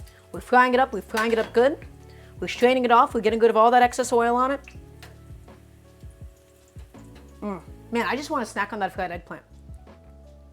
Okay, thank you for stopping by, Jack. It was lovely to have you. That fried eggplant is so good. It is so delicious. It is so flavorful. You guys have no idea. Okay, so the things that we have to do. We are going to have to do the stuff with the yogurt sauce. The yogurt sauce is going to be really, really simple. I think I want to get the yogurt sauce done maybe soonish, just so that it can be in the fridge and chill out. It's going to be yogurt, it's going to be some lemon juice, it's going to be some like grated in garlic as well, just something like really fresh and acidic and full of a lot of herbs. Not really like a tzatziki, not really like a halal cut like style of white sauce. Yogurt and lamb is a really natural pairing. Like you see this everywhere. And I wanted like that nice creamy sauce to go with everything. Beautiful. Oh, yeah, this eggplant, that stuff is no joke, guys. This stuff is no joke at all. But just move it along. Just keep it rotating. From the hot zones to the cool zones. Back and forth as needed. Excellent. Yeah, we gotta be patient with this process. It takes time. You gotta be patient. Also, good night, Turmeric. Thank you for stopping by. It was lovely having you. You have to be patient with this process because, again, if you do really high heat, you're going to only end up burning the outsides and not getting the insides cooked through. Eggplant can be really, really tricky to cook through. You don't want undercooked eggplant. It's really, really spongy. It's really, really unpleasant in texture and taste. You want to make sure it's thoroughly cooked through. You have to give it the time. Medium and slow is the way to go. Okay? You got that? Good. And we're keeping it rotating, we're keeping it moving because we're not deep frying or anything. We've only got so much fat. Some of them are a little bit more exposed. than the others. Like this little guy right here, he's frying up a little too quickly. This guy, we gotta flip him over as well. We'll put him back there, we'll tuck him in over here, and we'll get this guy transferred in so he has a little chance too. Keep it rotating, keep it moving.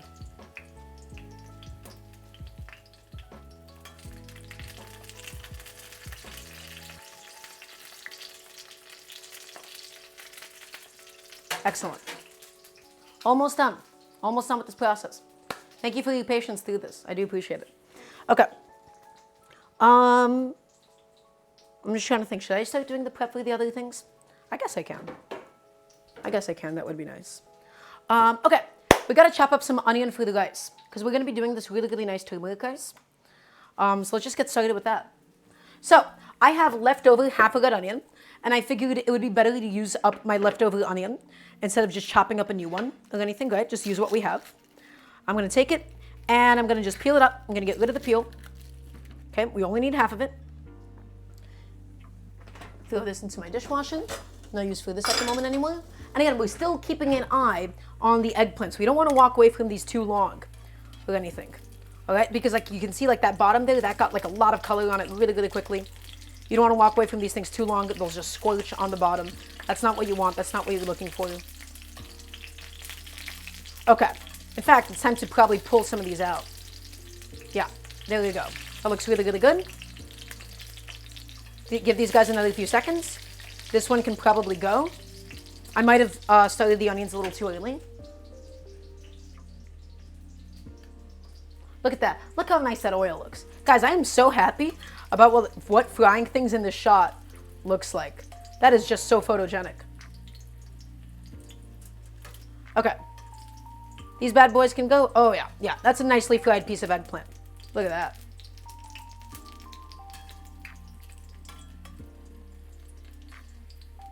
Beautiful. Off it goes. This bad boy, we're going to leave it for another second because that's the really, really thick piece. Okay.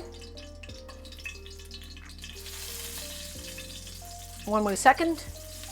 And off it all goes. Done. Guess what? Everybody, we have officially fried up all of the eggplant that we need. Let's do a little recap session. Hi. Hello. So, we're doing 3 things today. We're making a lamb tomato eggplant stew. Is everybody listening? I want to hear a yes, chef, right now from everybody watching. I know today has been a little bit low energy. I know today has been a little bit more chill, but let's get that energy picked up. Is everybody listening? So, we're doing 3 things. We have a lamb tomato eggplant stew.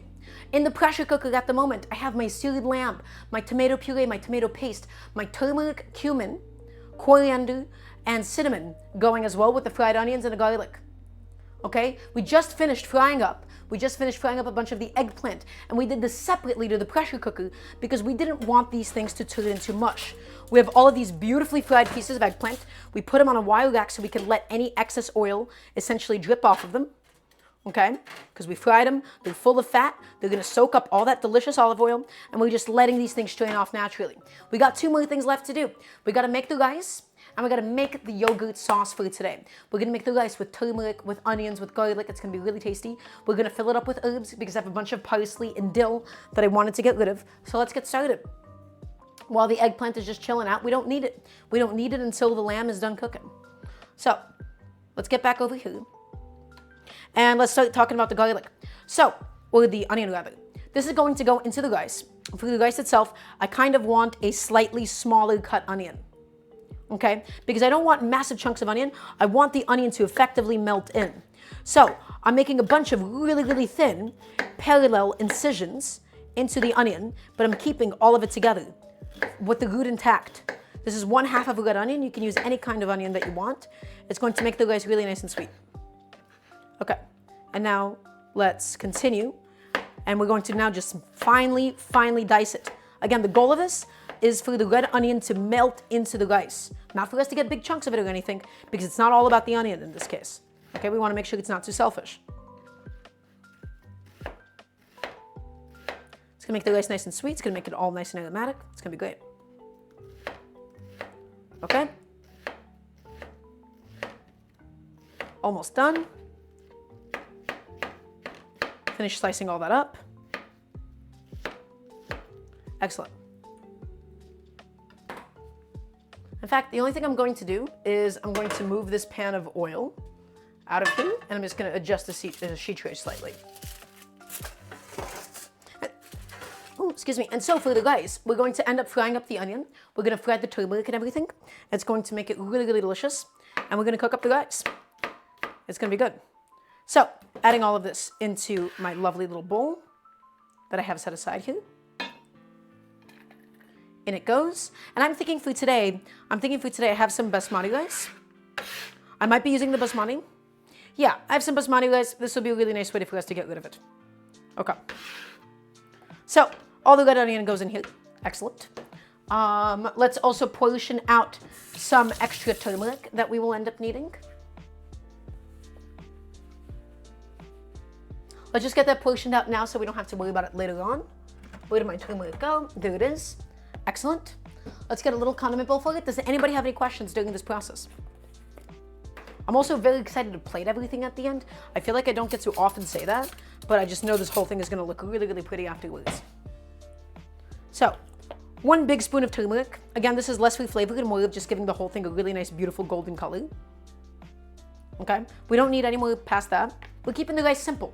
We don't want the rice to be too flavorful because it's going to be paired with this really, really delicious, this really tasty, fatty lamb stew. So it doesn't need a lot. It really doesn't need a lot. And the other thing that we'll need is going to be some basmati rice. I know that I have some here. Aha! I found it. You can use any kind of rice that you would like. This is just, I just have some and I feel like it's a good time to get rid of it. Advice for caramelized onions. Keepers, you need to cook it long enough. Caramelized onions, they take maybe 40 minutes or so. They take a long time. Okay, Trash Can Cat Mom, what's my favorite meal to cook? That's a good question. Rice and beans. I just love rice and beans to death. Okay, so let's get the rice out into a nice bowl. I'm just trying to think about what good bowl I would use for this because I just need to wash it up now. Okay, I'm gonna be doing this in a slightly oversized bowl and then I'll walk off camera to actually wash it. I'm gonna portion out in total, you know, I'm gonna be portioning this out relative to this bowl, or this pot, because this is where I'm gonna be making the rice in. So whatever quantity of rice this ends up being, we're going to be washing it. And then after we wash it, we're going to essentially strain out the water because in the same pot, we're going to be frying up the onions for this. We're going to be frying up the turmeric and then we'll add in the rice, okay? So, I'm gonna go ahead and I'm gonna step off camera. Oh, what's my favorite meat to cook? I thought you said what's my my favorite meat to cook? That's a good question. Maybe bacon? Bacon's gotta be up there. I love bacon to death. I don't know. Bacon, duck breast. You know what? No, I lied. Chorizo. Chorizo is gonna be my answer. I have a very nice chorizo near me. I love chorizo to death. It's gotta be chorizo every single day of the week. Okay, so everybody, I'm gonna walk off camera really quickly. I'm going to be washing up the rice right now. So just please give me a second to do that. We're washing off the excess starch. We're washing off any dirt that might be on it. I'm going to occasionally turn my head back and try to take a look if I can. Let's get this rice washed up, okay? Any questions in the meantime so I can talk to you, keep you guys entertained. But yeah, we're washing up the rice. We have a bunch of basmati rice here. And then we're going to put it over the strainer. And my pressure cooker has about 9 minutes left on it.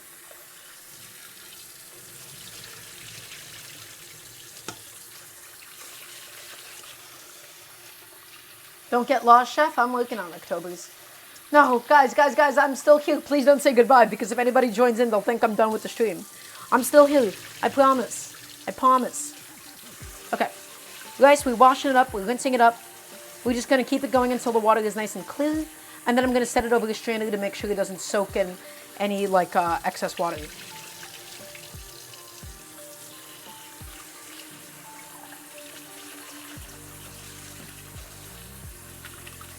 Okay.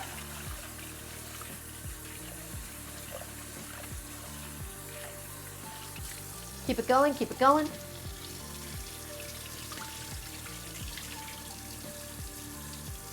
Oh, I'm just looking behind me. No. Guys, I'm not done, I promise. I'm still here. I'm still with all of you. Okay.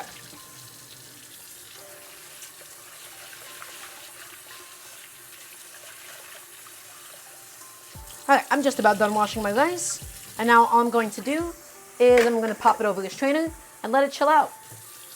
Let all that water come out of it until we're ready to cook with it.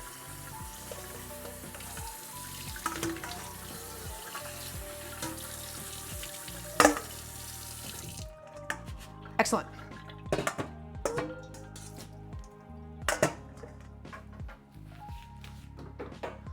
My eggplants are not talking about me behind my back. They would never do such a thing to me, okay? My eggplants, they love me. These guys, they love me. Guys, do you love me? Don't say that to me. Are you serious? Get real. Okay. I missed you guys so much. Hi. One thing I'm going to do, though, is we no longer need these eggplants to strain off of anything. We've gotten rid of as much fat as we reasonably could off of them, right? They didn't get soggy or anything. Ooh, guys, I gotta say, these eggplants, they look good. I want a little taste. Daramgar deserves a little taste of eggplant. Mmm. Oh. Mmm. Mmm. Man, that's a good eggplant. I don't know how else to say it. That's just a really tasty eggplant. Okay, so here's what I'm gonna do. I'm gonna take it, and I'm gonna rotate it this way, and then we're just gonna put this into the Dutch oven, right? Well, actually, I think I'm just gonna make some more space. I'm gonna move this out of the way. I'm gonna take my Dutch oven. Okay, and in it goes, because this is where the final stew is going to be made anyhow. The final stew, we're going to cook it down for about like 30 minutes after, 20 to 30 minutes. So take them, and I'm just throwing them in, in. It's going to be a little bit fatty, it's going to be a little bit greasy, but that's what this is all about, guys. It's a lamb stew. There's no way around it. You can press it if you want. You can squeeze out the excess olive oil if you want. I think it's going to be okay at the end of the day. It's all about the fat to me. Beautiful. Okay. That Dutch oven now has the eggplants in it. Again, I'm just doing this to save some space. I no longer need my sheet tray anymore. That's going to be where the stew is going to go once it's done pressure cooking. It's beautifully fried. It tastes really, really delicious. Okay, and now we gotta fry up the onions. So, I'm gonna get rid of this. We have no use for this anymore. My wire rack, my foil, all that stuff is dirty. My sheet tray is still nice and clean though.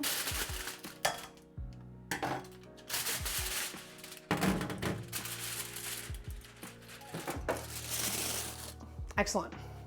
Hi. Hello. I know I'm just doing a lot of organizing right now. Again, guys, just a small kitchen. I have limited space, so I appreciate you bearing with me over the course of this process. Let's get frying with some onions. So, remember this dirty pan that we have that is full of oil? This bad boy right here. We're going to use this oil so that we don't just waste it. We're going to use this in the process of making the rice, okay? It's going to make our lives a whole lot easier. So, let's get a pot out. Let's get that ready to go. And we're going to pour in some of this olive oil, some of the frying olive oil from the eggplant, because again, it's still good. We don't need a crazy amount of it or anything. Just a few tablespoons to get the onions going. And then the rest of it I will not need. I'm going to get that onto a heat. Let's fry up some onions, baby. Let's get it going. We're going to get them nice and golden brown. It's going to be delicious. Yeah, everything is looking good right now. Okay. Lot going on at the moment. Everybody, once again, the lamb is in a pressure cooker. Did it happen again? Did I turn it on and then the camera glitched out? It happened again, didn't it? What are my favorite beans to have with you guys? Oh, you gotta have black beans. Yeah, this thing happens essentially where anytime I turn it on, it does that. Okay. So we're heating up the olive oil. We already chopped up the red onions that we need for the rice. Let's get started on the herbs, because we're going to need the herbs for everything today. We're going to need the dill, we're going to need the parsley, we need it for all three components. Okay, so let's get that going now. We need it for the sauce, we need it for, you know, the rice at the end to fold it in. We're going to finish the stew with it. We have a lot of parsley, so let's make the most out of it. Let me get all of this out onto my cutting board. Oh my gosh, what is this? Who is pressing my doorbell? Hello? I have a very embarrassing doorbell. Sorry. Okay, I'm back. So let's get a bunch of parsley out. I do mean like this much. It's going to go into basically every single component. Okay, and let's close that up. And I'm going to get a plate ready for it as well.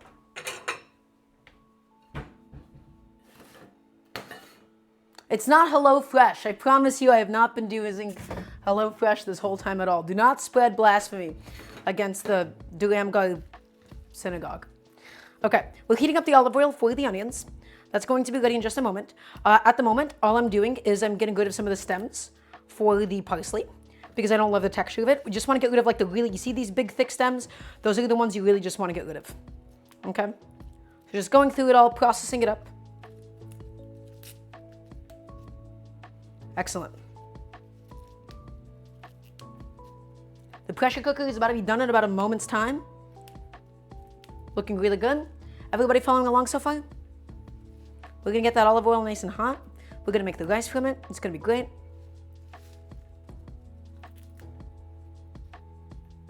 Okay. Oof, a lot going on. Sorry, I'm getting a little bit overwhelmed. My kitchen is just getting a little bit messy, so I'm trying my best to keep composed through it. It happens. It's one of those days. Again, just getting rid of all those big stems.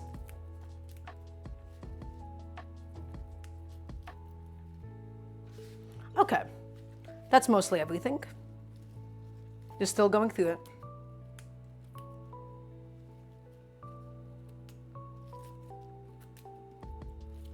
I did do that, Serena. Oh, my pressure cooker is done. Let's get it to stop talking to us right now. My olive oil is also nice and hot, so this would be a good time to get the onions into that little pot of oil. Whoops, wrong camera, excuse me. We got onions. Into the pot they go. We're going to make sure we have a wooden spoon ready for these. Nice and hot. We're going to get these onions nice and brown. Okay? And we're going to add the turmeric to it, and it's going to be delicious. Beautiful. Getting that going now. Looking good. Just fry up those onions, get them mostly cooked through.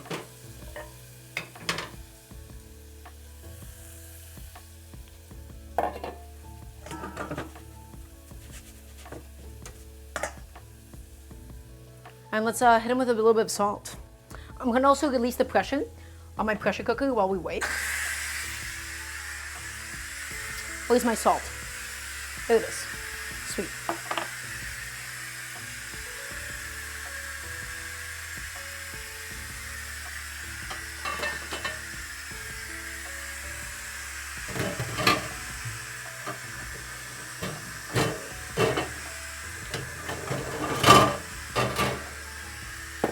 And we're just getting those onions fried. We're getting some of that flavor developed.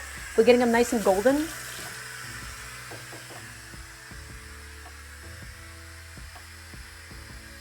And then we'll head back to the parsley once we're done with everything because we don't want to like juggle a million different tasks.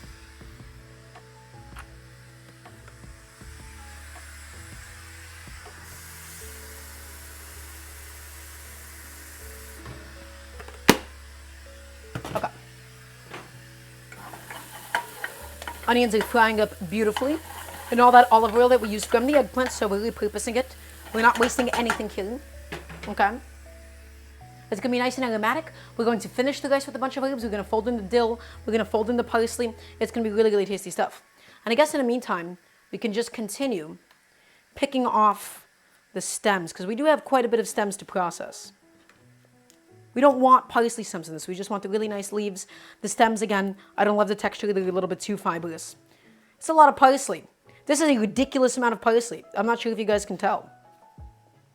Some of it we're going to leave intact, basically, and it's just going to go into the stew as in like whole leaves, because we don't really need to chop it up for something like that. And for the sauce, we want it like really finely minced, and then for the rice, we basically want it half minced. So a lot of different things we got to get done with this parsley today. Okay, that's looking good. I think that's most of the stems. Let's just keep going through it until I feel satisfied.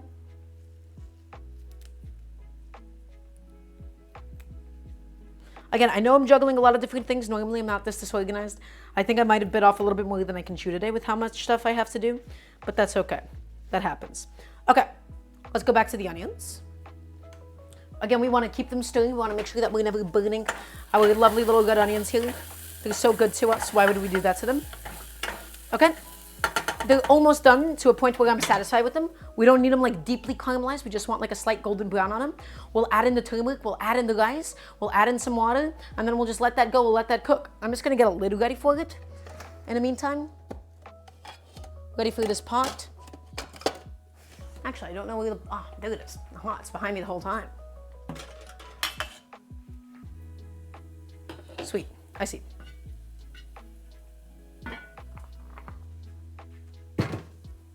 Okay, so in goes a lovely little turmeric.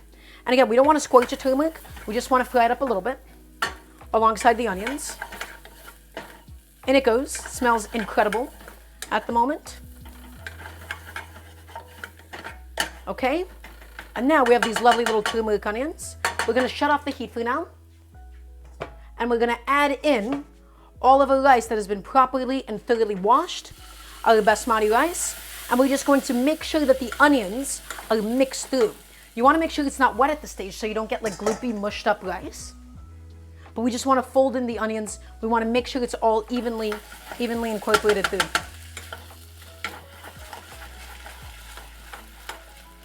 Okay, get it in there, get it all mixed up, get the turmeric incorporated, get the onions incorporated.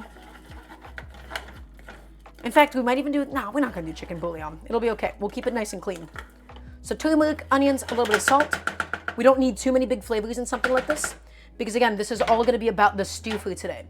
And now we pour in the water, we pour it in. We wanna make sure it's not too much. We wanna just barely cover the rice. The more water you end up adding, the more gloopy it's going to end up being. Okay, so we're just stirring it around, and we're seeing what it all looks like together now. The more water you add, the more gloopy it's going to be. The less water you add, the more granular it's going to be. So I'm going to do a little bit more. And now, we'll just cook up that rice. Bring it to a boil, drop to a simmer, cook it for about 15 to 20 minutes or so. I'm going to go ahead and do that on a different burner, because this one, we're going to now be dedicating to the pressure cooker. Bring it to a boil, drop to a simmer, cook for 15 minutes. I apologize about the camera again. I know it just did the thing. And now, guys, I want you all to take a look. I want you all to take a look at what happened in a beautiful pressure cooker. It smells pretty incredible. It smells pretty unreal at the moment. This is all of a really, really tasty, all of a really tender lamb that has now properly pressure cooked. Let's see it. Let's go ahead and pick up a little chunk of it. Okay. Excellent. Looks really tasty. With the tomatoes, with the onions. Looking super good. I'm going to pick up a piece of it just to see how tender it got in that process. And to see if it needs any like really strong additional cook time. Okay? But I have a feeling that it is exactly as tender as I wanted it to be for today. So I'm going to pick up a cube and we're going to reduce that liquid. We're going to essentially combine this with the eggplant and we're going to reduce it and we're going to boil it down so the whole thing gets nice and thick. So some eggplant, or some lamb, excuse me. Oh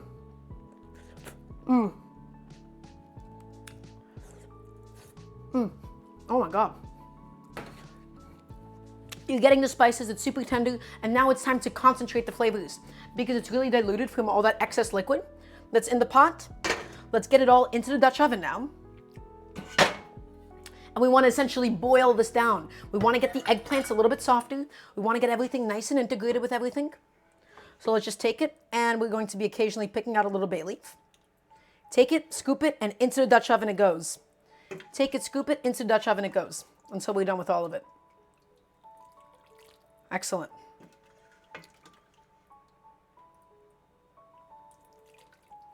Really tasty stuff. It's fatty, it's rich. You're getting all of the spices in there. It smells pretty incredible at the moment.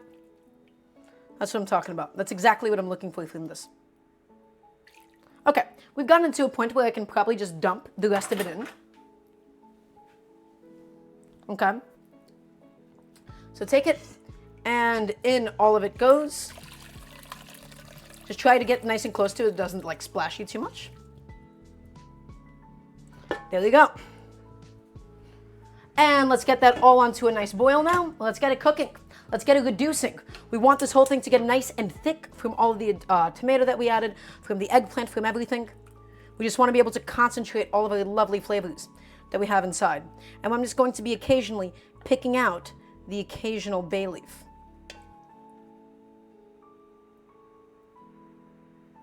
There you go.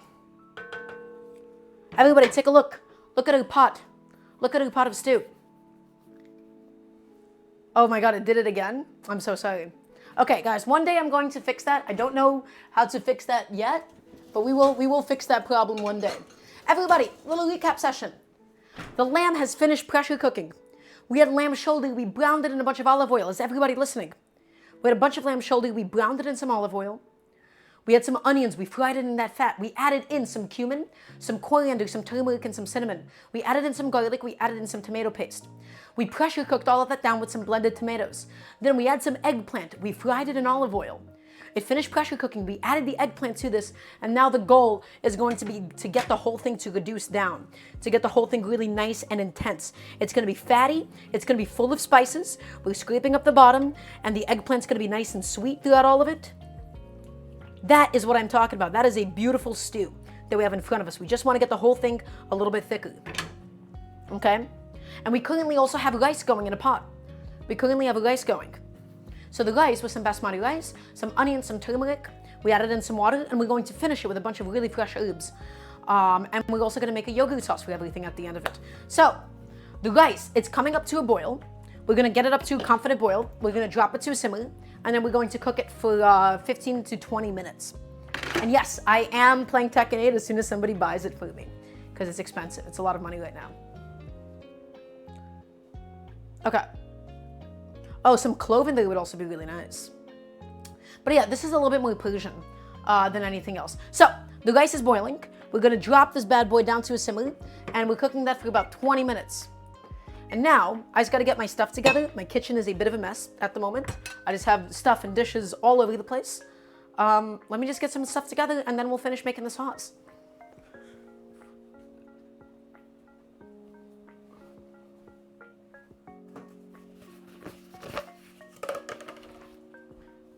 Just got to clean as you go, because remember, my friends, I'm working in a home kitchen here. I'm making a bunch of home food. I just want to do something really special today. I wanted to use up some of this lovely lamb that I bought. I wanted some eggplant.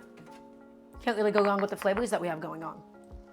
And now that's just boiling away. We're going to reduce it down. We're going to get the whole thing nice and thick. Again, it's going to have a lot of fat. This is a lamb dish. Lamb has fat. It's time to embrace it. It's time to give it the love that it deserves, that it needs, quite frankly. You know? Nice low heat on the rice. We're just keeping it going. How did I learn to cook? Demon Homer, I am self-taught.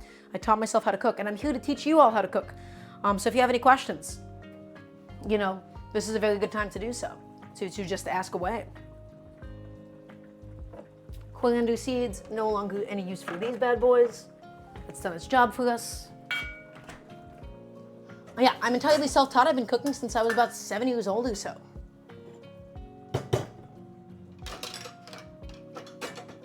So quite a long time.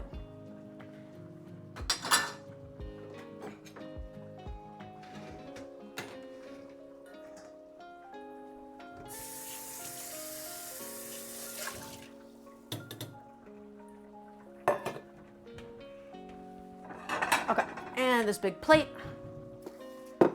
That's gonna be for the herbs after. What helps you stay organized in the kitchen? So Ricky, it's all about knowing what your active time is and what is your passive time. So during things like active time, I make sure to get all of my prep done beforehand. I'm making sure I'm not really chopping things if I have to like throw it into the same pot or anything, right? I make sure to get most of my prep done before I'm ready to cook. And then also having little organization tools like these little bowls, these little condiment bowls, or having a bunch of different metal bowls. I mean, I can't find myself cooking without it. That stuff to me is it's essential. So really, it's all about timing. Everything about staying organized in the kitchen, it's all about the timing, my friends. So take a look. Look at this beautiful, beautiful pot of stew that we have going at the moment. Look at this thing. The lamb, all of the braising liquid, all of the spices, all of the eggplant. We're just going to be reducing this down, concentrating the flavors and thickening everything. And then we're going to finish it with a lot of fresh herbs. It's going to be really tasty. I'm just looking behind me. I'm looking to see, hey, is there anything else that I need to get rid of at the moment? That's where just my head is at right now. Gotta stay organized when you cook at home. So during moments like these, I make sure that, my dishwasher, it's as empty as possible, so I can just start loading it up, so I can start filling it up.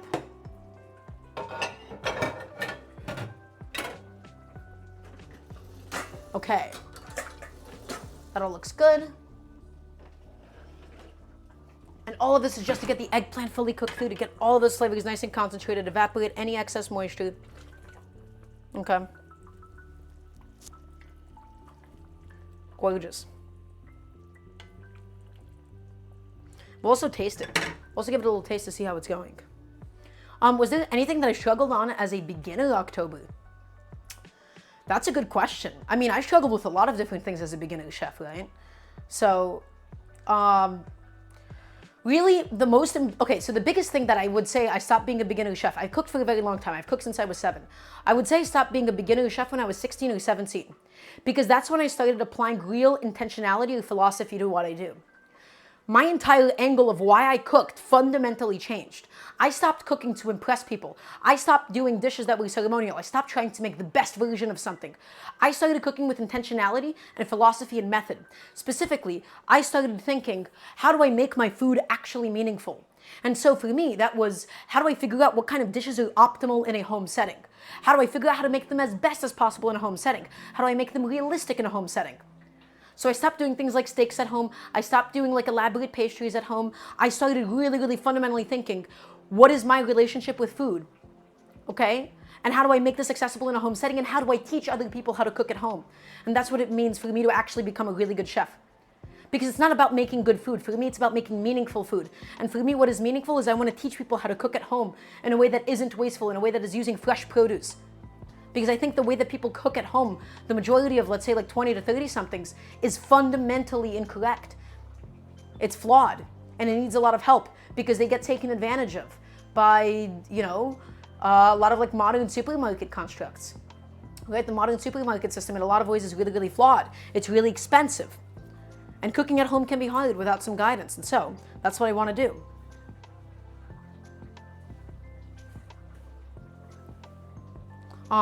Yeah, that's all I want to do. I just want to teach people how to cook. I want to teach people how to cook at home specifically, because that's what matters more than anything. We shouldn't be going out to eat all the time, right? Going out to eat is expensive, and cooking at home shouldn't be expensive. But the things that you cook at home, they fundamentally need to be things that they either A, transform into something else, or B, they reheat really well into something else. And I don't think food at home should be anything but those two besides as a special treat. Okay? Food at home, it has to be the kind of a thing that reheats really well in the fridge. That's why I don't do fried food. I don't deep fry at home, because it'll never be as good as it was the second day. I never do things like steaks unless it's a special occasion, because you can't really reheat a steak, and it's expensive. So I just want to teach people what is really good, optimal home cooking. Okay, so back to the parsley. I was cleaning up a little bit. The stew is going, the rice is going. We got to get some parsley processed, because this parsley is going to go into everything. It's going to go into the sauce. It's going to go into the stew. It's going to go in everything. So first step, I actually, for the stew, I don't want any like finely minced parsley at all. I'm just going to give it a coarse couple slices through. So this bunch, all of this is dedicated to the stew. Let's gather it in my hands. Let's bunch it up. And I'm just going to chop it a couple times just to make sure I don't have any like massive leaves left over. But I'm using my knife and I'm just slicing it. And I'm stopping right there. This is for the stew. It's going to wilt. It's going to get really nice and small. So that I'm setting aside in one place. Okay, next. I need some herbs for my rice. My rice, I don't want them to be super, super fine, but I also don't want them to be super big either. Okay? Because they're still going to naturally wilt while the rice is sort of like resting up a little bit. So what I'm going to do is I'm going to start slicing this parsley. I'm going to remove some of it halfway, and the rest of it I'm going to then save for the yogurt sauce that we're doing for everything. So take it and bunch it up. We're going to bunch it up in our hands. We're going to hold it, make sure none of it is escaping. And we don't chop herbs. We slice them. We use the full length of our blade here. Okay? So we take this knife and we're slicing. We're slicing, and we're going nice and thin, and we're going all the way through all of these herbs. We're not crushing them. We're not cleaving it like an axe. Is that clear? Can I please get a yes, chef, from everybody watching? We're just taking them, we bundle them up, and we're just slicing them nice and thin. Perfect. We're not crushing it. We're just slicing it. And then we're going to take the whole thing, and we're going to give it a 90-degree rotation.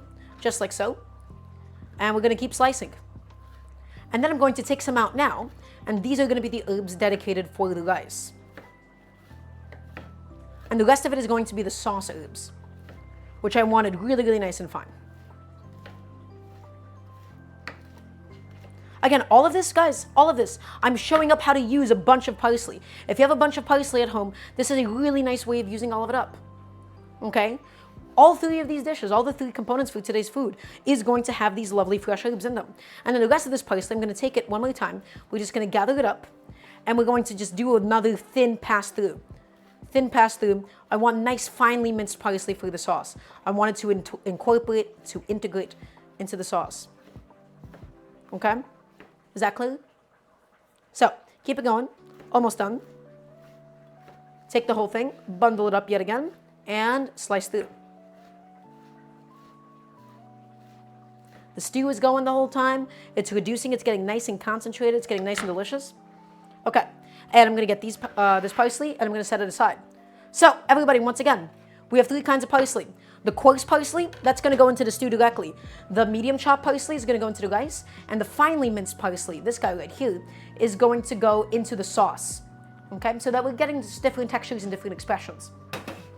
Next, let's do some of the dill, because I had a whole bunch of dill in my fridge that I wanted to get rid of.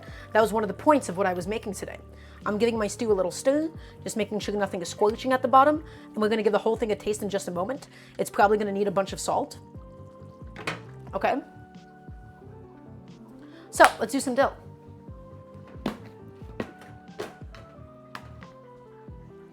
Again, I have a lot of dill. I want to use up a lot of dill. That's the goal of this today. I have a lot of fresh herbs. We got to do something with it. Make it count. So, some of the dill, I don't want it actually in the stew itself. I just want it in the rice, and I want it in the sauce. Okay? I'm not measuring anything. Again, I'm just using big bunches of it. And we're going to just pick off the fronds from the big stem once again. Again, the texture of the stem, not too pleasant, especially in something like dill. You don't have to go too crazy with it, just the big stems, really. I was getting a little too specific with it. Yeah, there you go. That should be okay. If you like the texture, you can keep it, Liam. That is entirely up to you. It's up to you and how you use it in your own home kitchen. All I want is to get rid of the really, really big stems. Okay. And the dill itself, it really doesn't matter how finely we mince it. It's still already like in fronds, right? It's not like in massive pieces as it is. Okay. Almost done. Going all the way through it, just passing it through. And then we'll make the yogurt sauce. And the yogurt sauce is going to be great. It's going to be lemony. It's going to be full of herbs. It's going to be really tasty. A little bit of garlic as well.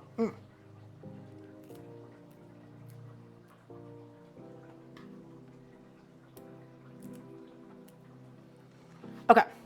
Something like that is good, I think. Just looking at it one more time. I see we still have some big stems left over.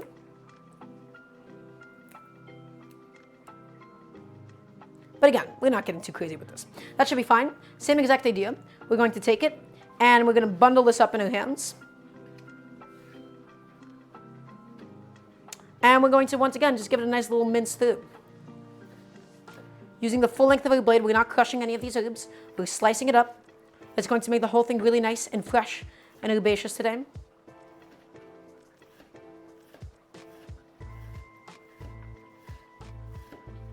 Beautiful. And you can immediately smell the dill just hitting my nostrils. It's really, really tasty.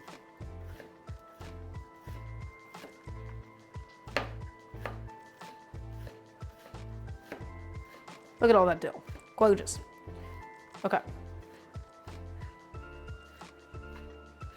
Okay, and we're going to take the whole thing. I'm going to just get rid of that stem, and we're going to rotate it, and we're going to give it another pass through.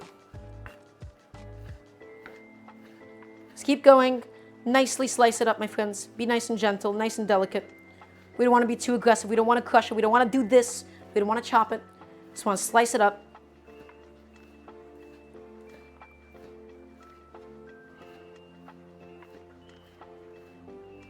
Okay, and that should be good. So, some of this, in fact, I'm just going to get the bowl ready for the sauce that we're doing today. I'm going to take a nice little handful of this. This is going directly in here. This is where we'll build the sauce.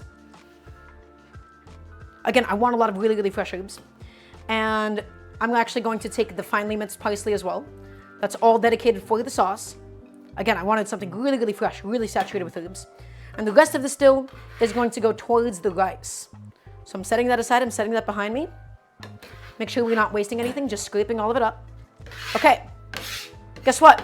We have all of the herbs prepped for today. That is all the herbs that we need. Once again, we have coarse parsley for the stew. We have some medium chopped dill and medium sliced parsley. That's going to be for the rice. And the finely minced parsley and some more of the sliced up dill. This is all going to go towards the yogurt sauce that we're making. Okay, so let's get some of that going now. In the meantime, we're boiling down the stew that we're doing, the lamb stew. Does anybody have any questions about any of this process so far at all? Any questions, any comments, any concerns? I'm here to help you learn how to cook, so take advantage of that. Excellent.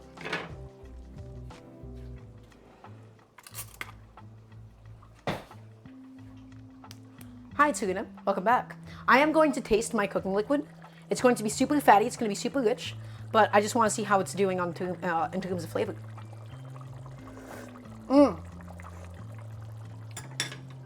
Guys, that stew is so good. That lamb fat is incredible. That is excellent stuff. Wow. That is amazing. Okay, so I have a fresh lemon.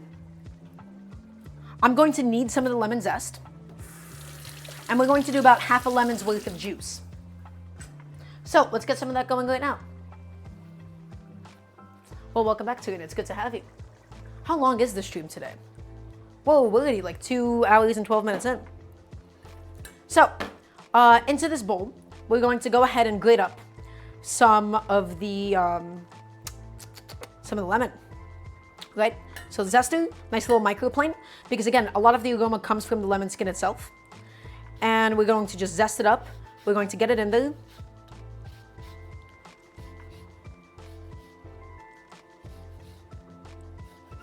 Well, so again, it depends on like what we're doing that day. I don't want to do like 2 long streams. This is like a good length for me, I think, though. So again, not too much lemon zest or anything. We don't have to go too crazy with it, but it's going to make the sauce really nice and aromatic. Okay, and now half of the juice is going to go into the sauce, and then the rest of it is going to go towards the rice itself. So I kind of get inspired by like Chipotle's like cilantro lime rice almost, where I love having like fresh lemon juice that then like goes into it. I think it's really tasty. So I'm gonna cut this lemon in half. And again, half of it is going to go in now. I have this lovely citrus juicer right here. And all I'm gonna do, and again, guys, don't put it flesh side up. Citrus juicers, you have to use them flesh side down, like this, okay? Take it, and we're going to just squish it all down. And we're going to get all that juice out of it. Oh yeah, look at that. I love this thing, especially because this is a tabletop citrus juicer. So you can really get a lot of leverage on it like this. Look at that. All that lemon juice, that's gonna go through the rice, only half. And then the other half, actually, I might want some more lemon juice for the stew at the end, for some like acidity. You know, it'll be fine because this sauce is gonna be nice and acidic.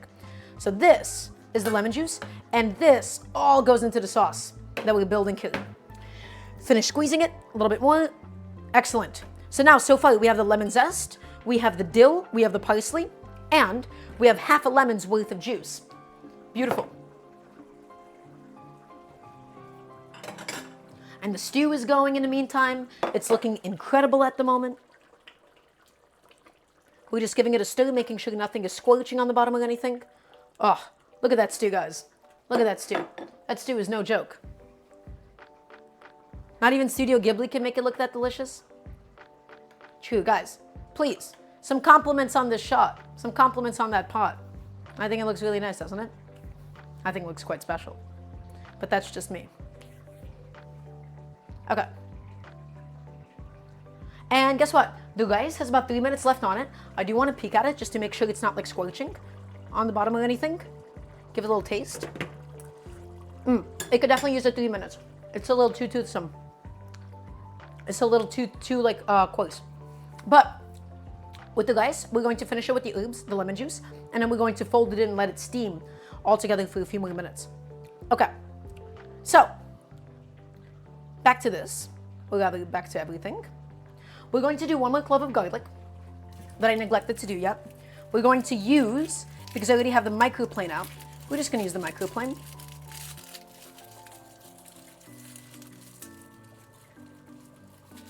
One small clove of garlic, nothing too crazy. And for the clove of garlic, again, I'm just going to give it a slight tap just to get the skin separated from it. Skin's so sticky. Come on, off you go. And because we already have the microplane out, we're going to use that to get the garlic inside. So, give that bad boy a nice little microplaning all the way through.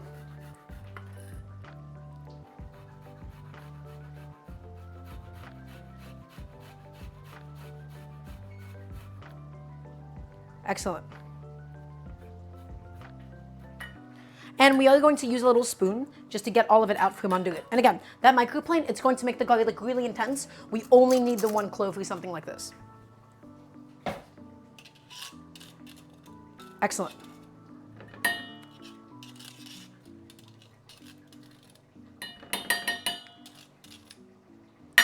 That's it. Perfect. Okay.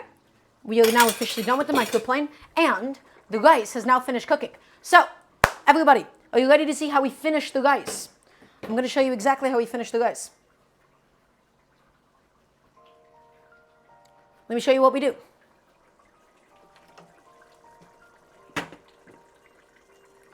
So this, I want to see a yes chef from everybody watching.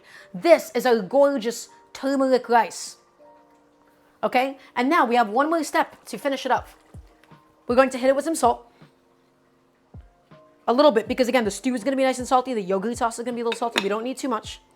And we're going to add in the parsley. And we're going to add in this chopped up dill. All of that going in now. And we're adding in the lemon juice. That half a thing of lemon juice. And then we're going to take a little spoon, a little spatula, whatever you got laying around. We're going to take it and we're going to pick it up from the bottom and fold it in. And look at that beautiful rice. Look at those beautiful long grains of that basmati. Soaked up all the liquid, saturated with the turmeric. Look how nice that all looks together. Doesn't that look good? And we're going to fold in the lemon juice. We're going to be folding in the salt. And this is where it gets its final texture. It's not done yet. It needs to steam for a few minutes longer. That looks pretty damn good, doesn't it?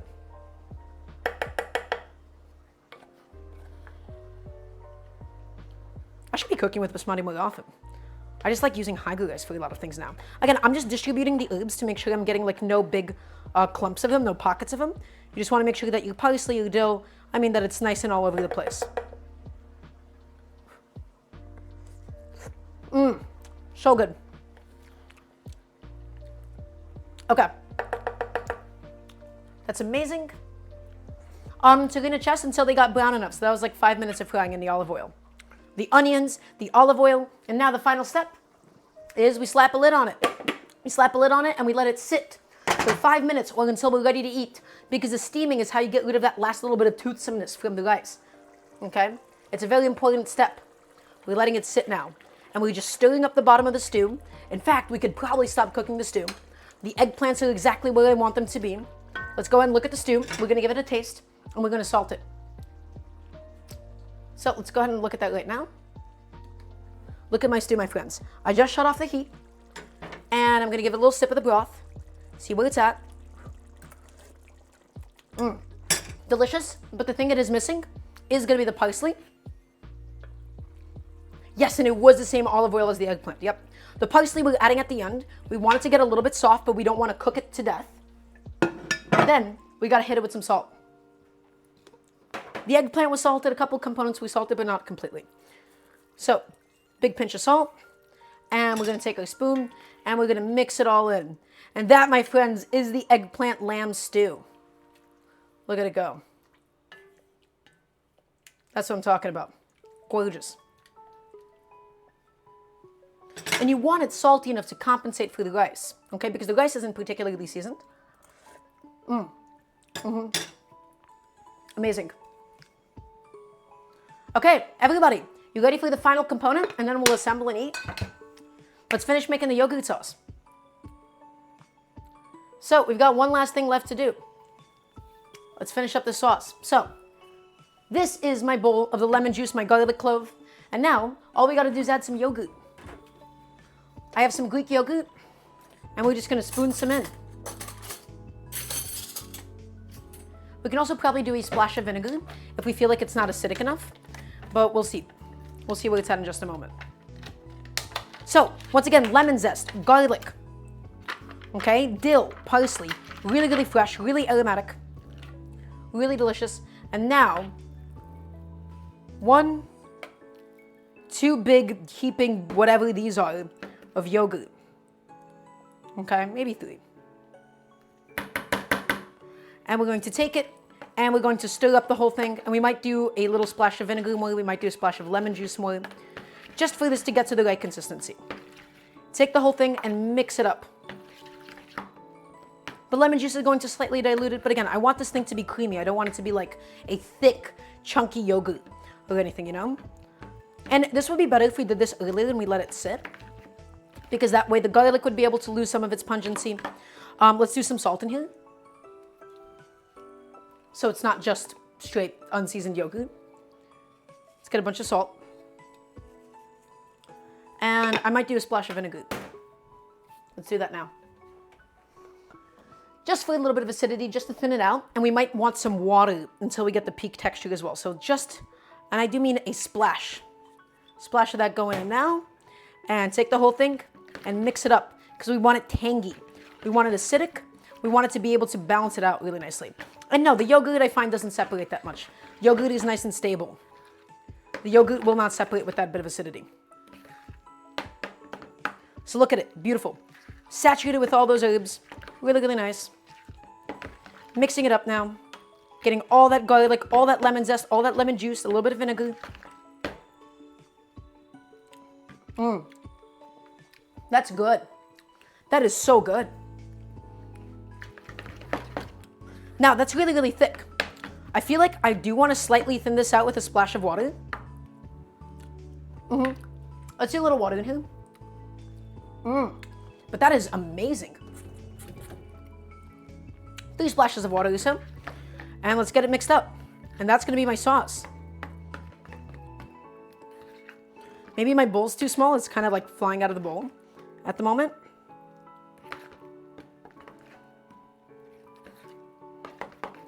Okay. Guys, that sauce was so easy to throw together. That was just some lemon juice, some lemon zest, some garlic, some of those herbs. That is really tasty. That is really, really fresh. And then, of course, the yogurt to hold it all together. Everybody, guess what? We've done it. We have made officially every single component. So, with that being said, who's ready to plate? Who's ready to plate? Who's ready to make us a delicious, beautiful plate of food? I'm going to take a second. I'm going to clean some stuff up. We're going to plate it. We're going to taste it. And then we're going to sign off for today. I want to hear a me, chef. I want to hear a yes, chef. You guys got to wake up today. We're going to final leg of it. We finished everything. And we'll do a little recap session of everything that we ended up making.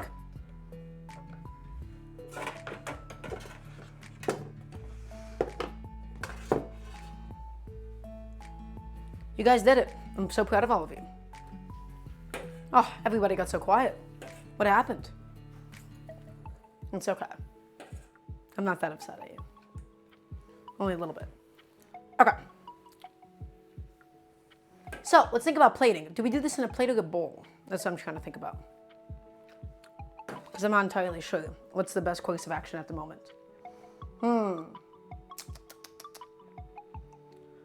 Let's do it on a plate. Let's make it nice on a plate. Let's go to go over here.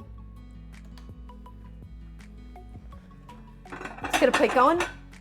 And we're gonna do it the way that we do the rice.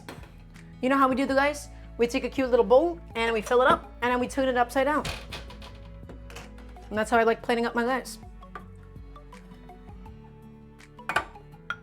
Okay. Excellent.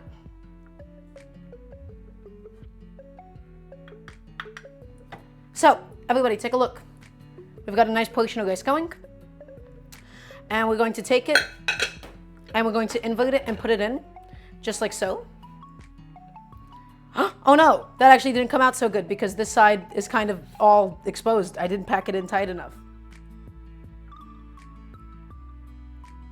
What do we do here? We put it back in and we try again. Kind of ugly, kind of a little messy to do it that way, but I should have just packed it in better. You really want to make sure you're packing it in if you're going to do rice like that. Okay, let's try this one more time. Put it in, invert it. How did it happen again? You know what? I'm sick of you. I've had enough of you. I have no idea how that happened twice. It's not the perfect puck that I wanted, but I've given up. Okay, and now, let's go ahead and do a nice big generous ladle of all of my lamb stew. Let's go ahead and get that in here. My lamb, my eggplant, my tomato, everything. All together. And I'm just going to get that nicely and beautifully ladled in with some of the meat, of course, because that's what all this is about. Okay, my plating did not go nearly as well as I thought it would, but that's okay. It's fine. It's going to be delicious nonetheless. Okay, it's one of those days. You can't really see the rice anymore. It's kind of over, but that's fine. And then let's get some of my yogurt sauce on the side. A nice, big, generous lump of that. Guys, my plating, not amazing today. It's kind of all over the place. But the whole thing is really delicious. We've done it. We made a really, really beautiful bowl of some lamb eggplant stew. We had some lamb shoulder. We seared it off. We fried up some onions and all the lamb fat and all the olive oil. We added it all into a pressure cooker. We fried up some turmeric. We fried up some cinnamon, some cumin, and some coriander seeds. Okay? And then we took all of that, we added some tomato paste, we added some blended tomatoes, and we pressure cooked it. We had some eggplants, we fried it in a bunch of olive oil. We had some onions, we were making the rice now. We had some onions, we fried it in oil. We added the rice in, we added turmeric in, okay? And we finished it off with a bunch of dill with a bunch of parsley. We took the pressure cooked meat out, we mixed it with the eggplant, we cooked it down, and we finished it with parsley. And then we made this lovely little yogurt sauce. We made this lovely little yogurt sauce with some lemon juice, some lemon zest, okay, some zested up garlic, and dill and parsley. Keeping it really, really simple. We have a lot of acidity, we have a lot of fat, we have a lot of freshness, we have a lot of herbs in here. Everybody, let's have a little bite. Cheers. Let's go ahead and grab some of the rice. You know what, let's grab some of the meat. I'm gonna show you the meat first. Look at the meat. Meat, we just break it up with a fork, just like so. I'm gonna grab some of the meat, just as is, dip it into the sauce.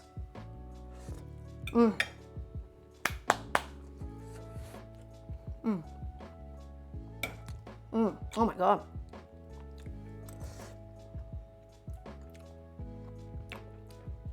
Guys, this stew, I mean, look at the meat.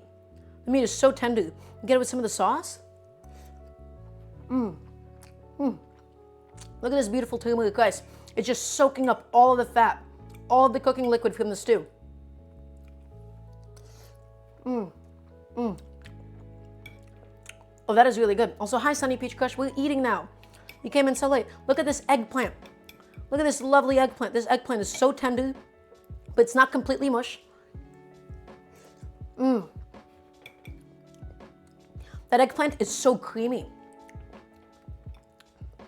That is a creamy, creamy, delicious eggplant.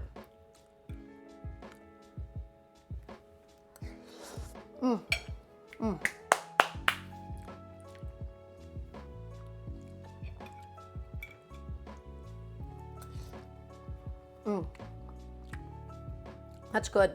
I mean, look at the meat. Look at the meat. And yes, Allie, it's in my area. It's coming.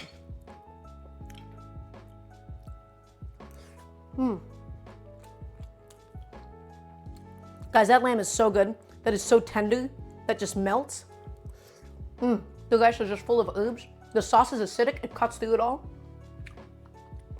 Having that yogurt sauce, it really makes the whole dish. Because this is like so heavy, it's so fatty. And then that yogurt sauce just lightens everything up.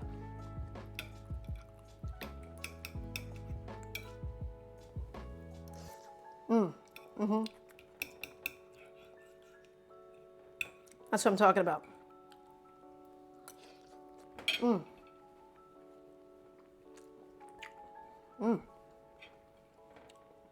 All together, this all just really comes together, I gotta say.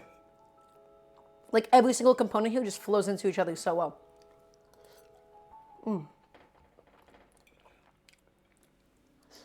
Okay, everybody. We're approaching the end of the stream. Does anybody have any final questions before we sign off? We're not going to grade anybody today. We're just going to cut the cams as soon as we're done. Next stream is going to be this Friday, 5 p.m. Eastern Time. If you're watching this live, it is Wednesday, 5 p.m. EST. If you haven't already done so, please type in exclamation mark Patreon in the chat. Any and all support really, really helps. I'm trying to get the grocery costs for these streams covered. I want to be able to do this thing full time. It would really help. I want to keep these streams, free for everybody to watch. So that'd be really sweet. 5 p.m. EST, and it's okay, Sunny Peach Crush. You can always stop by next time. If you haven't seen this, you can exclamation mark VOD or exclamation mark YouTube, to catch up on like all the VODs and stuff. I hope you all have a really good Wednesday. Any questions before we end off? I'm gonna have another bite of the food today. That was good. That is so good.